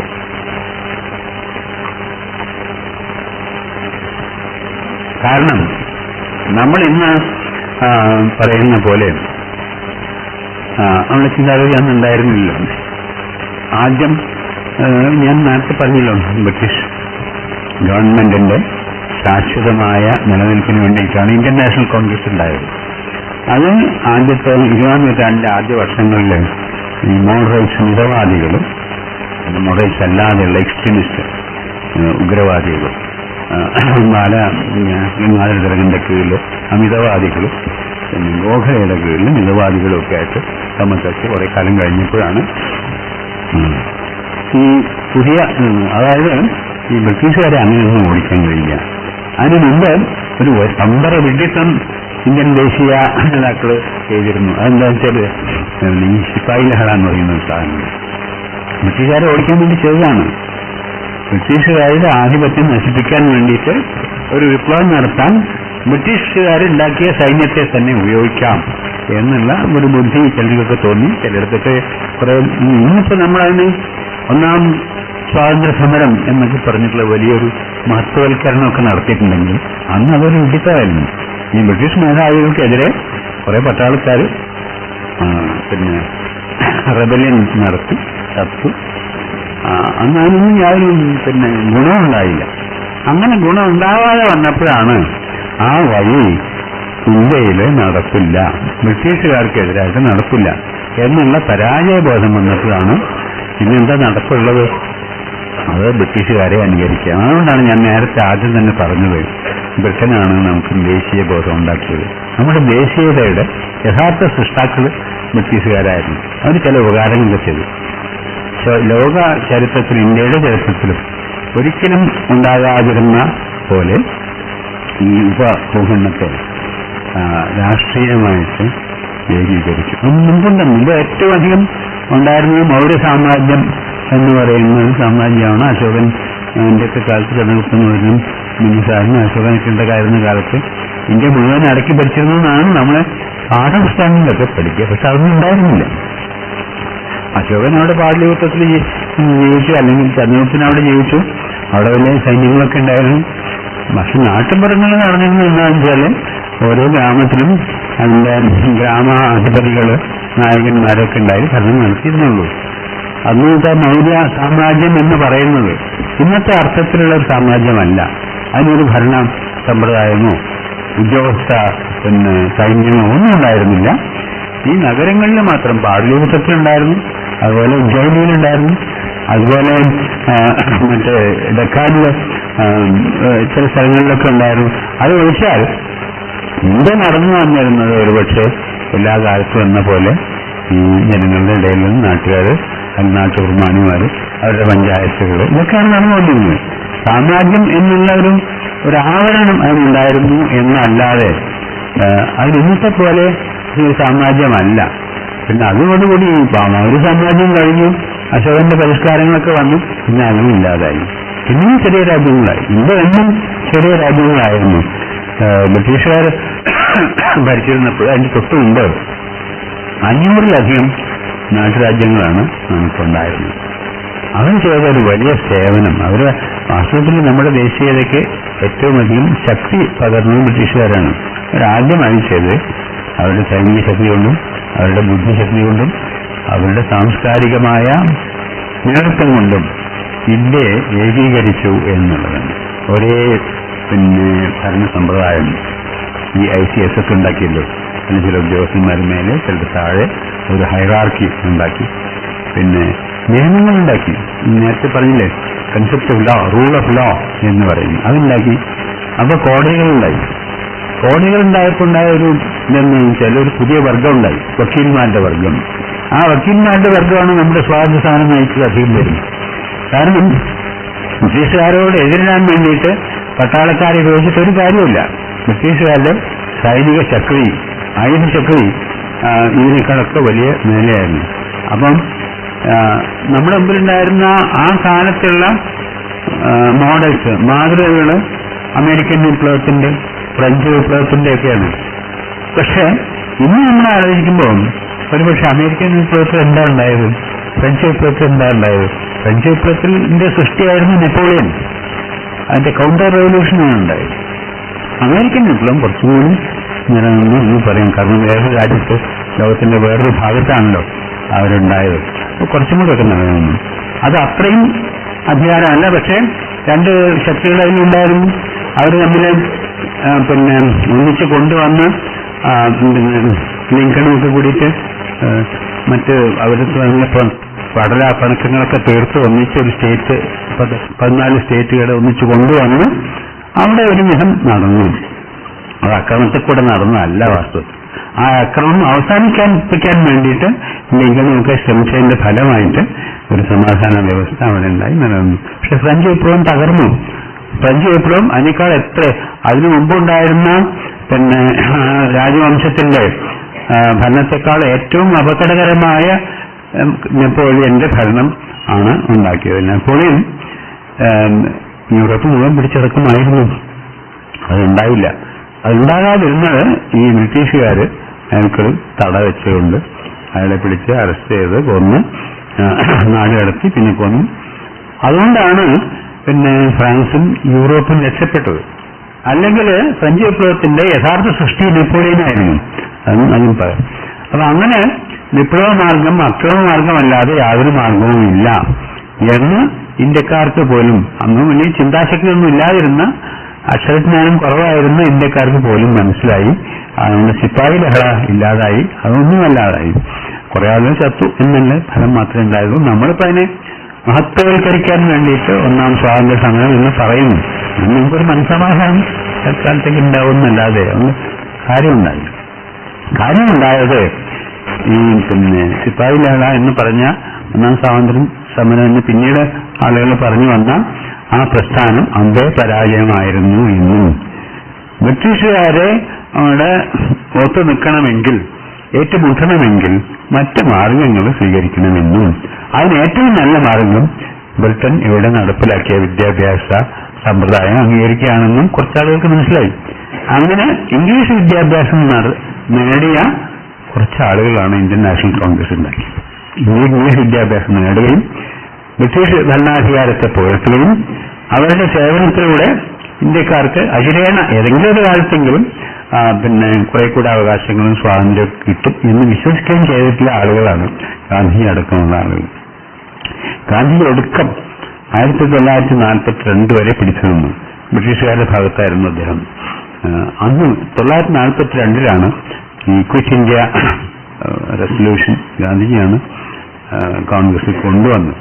അതെന്താണെന്ന് വെച്ചാല് ആദ്യത്തെ ലോകമഹായുദ്ധം ഉണ്ടായപ്പോൾ ബ്രിട്ടൻ വാഗ്ദാനം ചെയ്തിരുന്നു, ആ യുദ്ധമാണ് കഴിഞ്ഞാൽ ഇന്ത്യക്കാരുടെ അവകാശവാദങ്ങളെല്ലാം അവര് അനുവദിച്ചു കൊടുക്കും എന്നായിരുന്നു. യുദ്ധം കഴിഞ്ഞപ്പം പിന്നെ പാലങ്കടക്കോളം നാരായണ, പിന്നെ പുരായണ എന്നുള്ളതായി. ഇന്നാരും അതിനെ പറ്റിയൊന്നും പറയില്ല. രണ്ടാം ലോകമഹായുദ്ധം വന്നപ്പോൾ രണ്ടാമതും പറഞ്ഞു, ഈ ഫാസിസ്റ്റ് ശക്തികളെ, നാസി ശക്തികളെ, ഇത് യുദ്ധം അവസാനിപ്പിക്കാൻ വേണ്ടിയുള്ള യുദ്ധമാണ്. അതുകൊണ്ട് നിങ്ങൾ ഇന്ത്യക്കാർ മുഴുവൻ ഞങ്ങൾക്ക് വേണ്ടി യുദ്ധം ചെയ്ത് ചത്ത് ആഫ്രിക്കയിലും ഓസ്ട്രേലിയയിലും അമേരിക്കയിലും ഒക്കെ പോയി ചാവണം എന്ന് ബ്രിട്ടീഷ് ഗവൺമെന്റ് ആവശ്യപ്പെട്ടപ്പോ ചിലർ പറഞ്ഞു, അങ്ങനെ പറ്റില്ല. പണ്ട് ഒന്നാം ലോകമായുള്ള കാലത്ത് ഞങ്ങൾ പറഞ്ഞു പറ്റിച്ചു, ഞങ്ങൾ വിശ്വസിച്ചു, നിങ്ങൾ ചതിച്ചു. ഇപ്പൊ രണ്ടാം ലോകമഹായുദ്ധത്തിൽ ഇങ്ങനെ പറയുന്നത് നിങ്ങൾ പാലിക്കുന്നില്ലെങ്കിൽ എന്താ ഒരു ഉറപ്പ്? അപ്പൊ നിങ്ങളുടെ ഈ concept of rule of law എന്നുള്ളത് വാക്കിൽ മാത്രം പോരാ, പ്രവൃത്തിയിൽ വേണം. അതിൽ നിങ്ങളുടെ വാക്കിൽ ഞങ്ങൾക്ക് വിശ്വാസമില്ല, എഴുതി തരണം എന്ന് ആവശ്യപ്പെട്ടു. അങ്ങനെ എഴുതി തരണം പറഞ്ഞപ്പോൾ അവർ പറഞ്ഞു അതില്ല, ആ കച്ചവടം നോക്കണ്ട, അതില്ല എന്ന് സഹകരിക്കുകയാണെങ്കിൽ മാത്രം മതി എന്നാവശ്യപ്പെട്ടപ്പോഴാണ് ഗാന്ധിജി അടക്കമുള്ള ആളുകൾക്ക് ഇവരിലുള്ള വിശ്വാസം നഷ്ടപ്പെട്ടത്. ഇപ്പൊ 1939 രണ്ടാം ലോകമഹായുദ്ധം തുടങ്ങി 3-4 കൊല്ലം കഴിഞ്ഞു. അതിന്റെ ഇടയ്ക്ക് നെഗോഷിയേഷൻസ് ഒക്കെ നടന്നു. 1909, 1919, പിന്നെ 1935 ഒക്കെ പരിഷ്കരണ നിയമങ്ങളൊക്കെ കുറെ നക്കാവശ്യങ്ങളൊക്കെ വിട്ടുകൊടുത്തു ഇന്ത്യക്കാർക്ക്. എന്നാലും സ്വാതന്ത്ര്യത്തിന്റെ കാതലായ ഭാഗം ഒന്നും വിട്ടുകൊടുത്തില്ല. അധികാരം മുഴുവൻ വൈസ്രോയ്ക്കും ഗവർണർമാർക്കും മറ്റാളുകൾക്കുമായിരുന്നു. അവരുടെ കീഴിൽ ഒരു പ്രത്യേകത, ഇന്നിപ്പോ നമ്മൾ ദേശീയതയെ പറ്റി വീണ്ടും ധ്യാനം ചെയ്യുമ്പോൾ നമുക്ക് മനസ്സിലാവുന്ന ഒരു കാര്യം, ബ്രിട്ടന്റെ ഇന്ത്യൻ സാമ്രാജ്യം ഇന്ത്യയിൽ നിലനിർത്തിയ ഇന്ത്യക്കാരായിരുന്നു എന്നുള്ളതാണ്. അവർക്ക് വേണ്ടി ഭരിച്ചിരുന്ന ഇന്ത്യക്കാരാണ്. ഒരു സമയത്ത് ആളുകളൊക്കെ കണക്കെടുത്തിട്ടുണ്ട്, 1000-നും 2000-നും ഇടയ്ക്ക് മാത്രമേ ഇന്ത്യയിലെ ഇംഗ്ലീഷുകാർ ഭരണാധികാരികളായിട്ടുണ്ടായിരുന്നുള്ളൂ. ബാക്കി ബ്രിട്ടീഷുകാർക്ക് വേണ്ടി ബ്രിട്ടീഷുകാരുടെ ഇന്ത്യൻ സാമ്രാജ്യം നിലനിർത്തിയത് മുഴുവൻ ഇന്ത്യക്കാരായിരുന്നു. ഇത് ഓരോ ജില്ലയിലും ജില്ലാ ഭരണാധികാരി, കലക്ടർ ഇംഗ്ലീഷുകാരനായിരിക്കും. ഡെപ്യൂട്ടി കളക്ടർമാർ മുഴുവൻ ഇന്ത്യക്കാരാണ്. അതിന്റെ താഴെയുള്ളവർ മുഴുവൻ ഇന്ത്യക്കാരാണ്. ജഡ്ജി, ചീഫ് ജസ്റ്റിസ്, പിന്നെ ജില്ലയിലെ ചീഫായിട്ടുള്ള ജഡ്ജി ഇംഗ്ലീഷുകാരനായിരിക്കും. ബാക്കി എല്ലാവരും ഇന്ത്യക്കാരാണ്. അപ്പൊ അവരൊക്കെയാണ് ഈ 1000 ഇന്ത്യക്കാരാണ് ബ്രിട്ടീഷ് ഇന്ത്യൻ സാമ്രാജ്യത്തെ ഇവിടെ താങ്ങി നിർത്തിയത്. ബ്രിട്ടീഷുകാരുടെ എണ്ണം ചുരുക്കമായിരുന്നു. എന്നിട്ടും അവർക്ക് ഭരിക്കാൻ കഴിഞ്ഞ എന്തുകൊണ്ടാണ്? ആലോചിച്ച് നോക്കേണ്ട ഒരു കാര്യമാണ്. നമ്മുടെ ദേശീയതയ്ക്ക് എത്രമാത്രം ശക്തി ഉണ്ടായിരുന്നു. എനിക്ക് എന്റെ സ്വകാര്യമായിട്ടൊരു അഭിപ്രായം തുറന്നു പറഞ്ഞാൽ ചിലപ്പോൾ അപകടമായിരിക്കും. എന്റെ കാഴ്ചപ്പാടില് ഇന്ത്യക്ക് ഒരു കാലത്തും പിന്നെ ബ്രിട്ടീഷുകാരെ തോൽപ്പിക്കാനുള്ള ശക്തി ഉണ്ടായില്ല. കാരണം നമ്മുടെ ഈ ജാതി വ്യവസ്ഥ തന്നെയാണ്. ജാതി വ്യവസ്ഥയിൽ ചാതുർവർണ്ണം എന്നൊരു പരിഷ്കരിച്ച പേരൊക്കെ എനിക്ക് കൊടുക്കാറുണ്ട്. അതിൽ എത്ര പേരാണ് ബ്രാഹ്മണര്, എത്ര പേരുണ്ട് ക്ഷത്രിയര്, രാജാക്കന്മാരായിട്ടുള്ള അവകാശം ഉള്ള ആളുകളൊന്നുമില്ല. ഇന്നിപ്പോ വർമ്മ എന്നൊക്കെ പറഞ്ഞിട്ട് പലരും സാമന്തന്മാര് വർമ്മ ക്ഷത്രിയരെന്ന ക്ഷത്രിയ സമാജമൊക്കെ ഉണ്ടാക്കിയിട്ടുണ്ട്. എങ്കിലും പണ്ട് ഭരിച്ചിരുന്നവരിൽ ക്ഷത്രിയരെന്ന് പറയുന്ന കുറച്ച് ആളുകളേ ഉള്ളൂ. അവരും ബ്രാഹ്മണരെന്ന് പറയുന്ന കുറച്ചുകൂടി ഭൂമിക്കാരുണ്ടായിരുന്നു. ഇന്നും നമ്മൾ അവരെയൊക്കെ ആരാധിക്കുകയാണ് ചെയ്യുന്നത്. ആ ക്ഷേത്രങ്ങളിൽ ഹിന്ദുക്കൾ എന്ന് പറയുന്ന ആളുകൾ ക്ഷേത്രങ്ങളിൽ അവര് ഞാൻ എന്നോട് ഇന്നലെ ഈ ശ്രീനാഥ് തന്നെയാണെന്ന് തോന്നുന്നു ചില ചോദ്യം ചോദിച്ചപ്പോൾ ഞാൻ പറഞ്ഞു, എനിക്ക് ഈ ഹിന്ദു മതവിശ്വാസവും ക്ഷേത്രവിശ്വാസവും ഒക്കെ ഇല്ലാതായത് എന്റെ ഒരു ദുരനുഭവത്തിൽ നിന്നാണ്. അത് ഞാൻ പറയാൻ പാടില്ലാത്തായിരുന്നു. പിന്നെ ഞാനതിൽ ഊഹിച്ചു. പിന്നെ ഞാൻ ശ്രീനാഥിനോട് പറഞ്ഞു താൻ അത് കൊടുക്കരുതെന്ന്. പക്ഷെ അപ്പോഴേക്ക് അത് കൊടുത്തു പോയിരുന്നു. അതെന്താ വെച്ചാല് ഞങ്ങളുടെ വീട്ടിനടുത്തൊരു ക്ഷേത്രമുണ്ട്, ഒരു ഭഗവതി ക്ഷേത്രം. ആ ഭഗവതി ക്ഷേത്രത്തിലെ പൂജാരിയായിട്ടുള്ള നല്ല ഒരു മനുഷ്യനുണ്ടായിരുന്നു. നല്ല വലിയ കുടനൊക്കെ ഇട്ട് പിന്നെ പൂണൂലൊക്കെ ഇട്ട് എല്ലാവർക്കും സമ്മതനായിരുന്ന ഒരാളാണ്. അപ്പൊ അദ്ദേഹം പിന്നെ എന്താണ് നവരാത്രിയൊക്കെ ഉണ്ടാകുമ്പോൾ, സരസ്വതി പൂജയൊക്കെ ഉണ്ടാകുമ്പോൾ എല്ലാ പുസ്തകങ്ങളൊക്കെ പൂജിക്കുക അദ്ദേഹമാണ്. അദ്ദേഹത്തിന് ഈ സാധാരണ അവരൊക്കെ ചെയ്യാറുള്ള മാതിരി നമ്പൂതിരിമാരും എംബ്രാന്തിരിയായിരുന്നു. എംബ്രാന്തിരിമാരൊക്കെ ചെയ്യാറുള്ളത് ഭാര്യന്മാരുടെ വീടുകളിൽ സംബന്ധമാണ്. അങ്ങനെ ഒരു വാരസ്യാരുമായിട്ട് സംബന്ധം ഉണ്ടായിരുന്നു. അതിൽ അദ്ദേഹത്തിന്റെ ഒരു മകള് നല്ല കാണാൻ സുന്ദരിയായിട്ട് വെളുത്തൊരു കുട്ടിയാണ്. എന്റെ ക്ലാസ്മേറ്റുമാണ്. എനിക്ക് വലിയ ഇഷ്ടമായിട്ടുള്ളൊരു കൂട്ടുകാരിയുമായിരുന്നു. പിന്നെ ഞാൻ കണ്ടത് ഈ മനുഷ്യൻ എന്റെ അച്ഛൻ എന്റെ നാട്ടിലെ പിന്നെ ഡിസ്ട്രിക്ട് ബോർഡ് ആശുപത്രിയിൽ ഡോക്ടറായിട്ട് വന്നു. കുറച്ചു കാലം ഉണ്ടായിരുന്നു. അങ്ങനെ നോക്കുമ്പോ ഈ എംബ്രാന്തിരി നിത്യം അച്ഛന്റെ ആശുപത്രിയിൽ വരും. ഇതെന്താ ഈ മനുഷ്യൻ ഇവിടെ കാര്യം എന്ന് എനിക്ക് സ്വാഭാവികമായൊരു സംശയം തോന്നി. അപ്പൊ അച്ഛനോട് ചോദിച്ചിട്ട് കാര്യമില്ല, ചോദിക്കാനുള്ള ധൈര്യം എനിക്കില്ല. കമ്പൗണ്ടർ എത്തുന്നുണ്ട് എന്റെ പ്രായക്കാരന്. അതിന് ഞാൻ ചോദിച്ചു, എന്താണ് ഈ എംബ്രാന്തിരിക്ക് ഇവിടെ കാര്യം? എല്ലാവരും ആരാധിക്കുന്ന ഈ മനുഷ്യനെ എന്നും ഇവിടെ വന്ന് പാടുകേൾക്കേണ്ട പ്രയോജനം എന്താണ്? അത് അയാൾക്ക് സിഫിലിസ് ആണ് രോഗം, അത് കടപ്പുറത്ത് പോയിട്ട് സമ്പാദിച്ചതാണ് എന്ന് ഇയാൾ പറഞ്ഞു. കളവ് പറയേണ്ട കാര്യം അയാൾക്കില്ല, വിശ്വസിക്കാതിരിക്കാൻ നിവൃത്തിയില്ല. അതോട് കൂടിയിട്ടാണ് എന്റെ ക്ഷേത്രവിശ്വാസവും ഹൈന്ദവം എന്ന് പറയാറുള്ള വിശ്വാസമൊക്കെ ഇല്ലല്ലോ.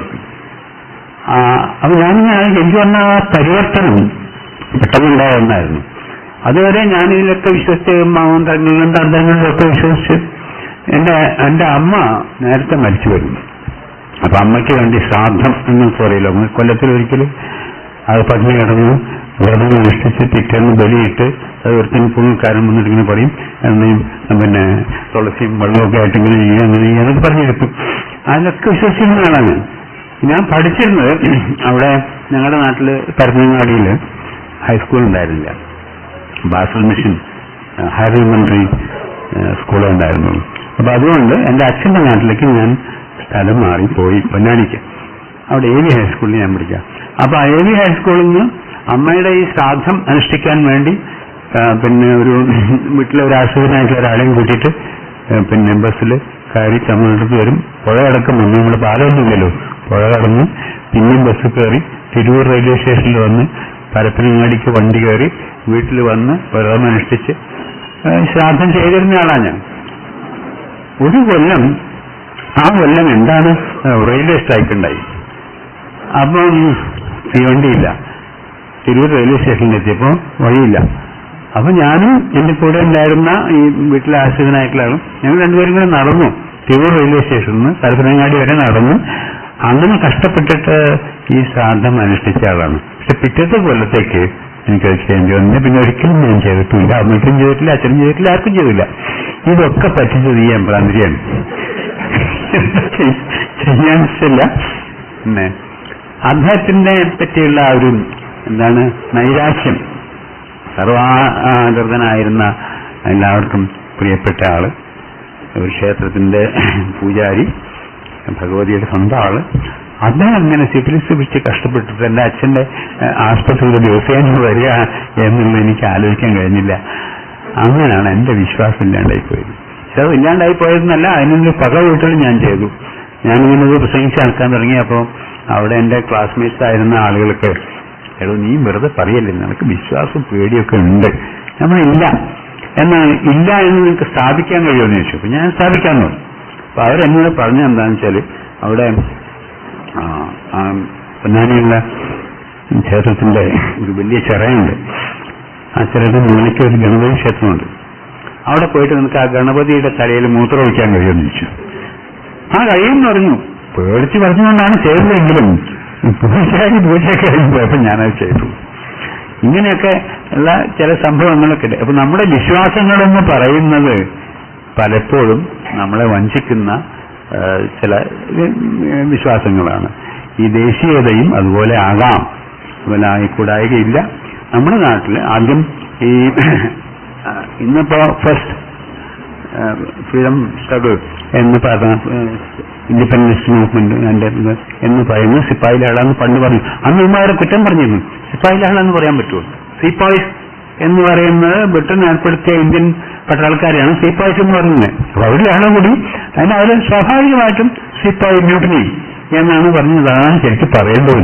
അത് നമ്മൾ പറയില്ല, ഒരിക്കലും പറയാറില്ല. പിന്നെ നമ്മൾ മാറ്റി സിപ്പായി ലാളെ അല്ല, ഫസ്റ്റ് വാർ ഓഫ് ഇൻഡിപെൻഡൻസ് ആണെന്ന് പറഞ്ഞു. അതുമാതിരി ആദ്യം കുറെ ഉണ്ടായിരുന്ന പല ലാളേക്കും നമ്മൾ പേര് മാറ്റിയാൽ സംഗതി മാറും എന്നുള്ള ഒരു അന്ധവിശ്വാസം നമ്മുടെ ഇടയിൽ ഇന്നുണ്ട്, അന്നുണ്ട്. കാരണം ക്ലർക്ക് എന്ന് വരാൻ പാടില്ല, എന്താണ് എന്തോ ഒരു അസിസ്റ്റന്റ് എന്ന് പറഞ്ഞാൽ ക്ലർക്കിന്റെ ഒക്കെ പോയി. അതുമാതിരി പ്യൂൺ എന്ന് നമ്മൾ പറയുന്നില്ല, പ്യൂണിന് പേര് നമുക്ക് വേറൊരു പദം കണ്ടുപിടിച്ചിട്ടുണ്ട്. അങ്ങനെ പേര് മാറ്റത്തിലൂടെ പിന്നെ സംഗതി മാറും എന്നുള്ള ഒരു അന്ധവിശ്വാസത്തിൽ ഇന്ന് നമ്മൾ നിൽക്കുന്നതാണ്. നമ്മുടെ ദേശീയ ബോധവും അങ്ങനെ ചെയ്തതിലൊക്കെ അടിയുറച്ചുണ്ടായതാണ് എന്നെനിക്ക് തോന്നുന്നു.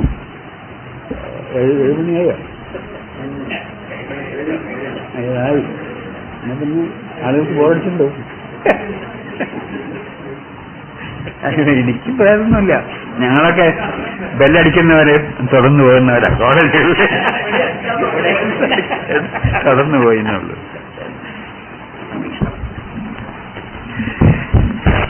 വായിച്ച ദിവസം ഇങ്ങനെ അവസാനിക്കുന്നു.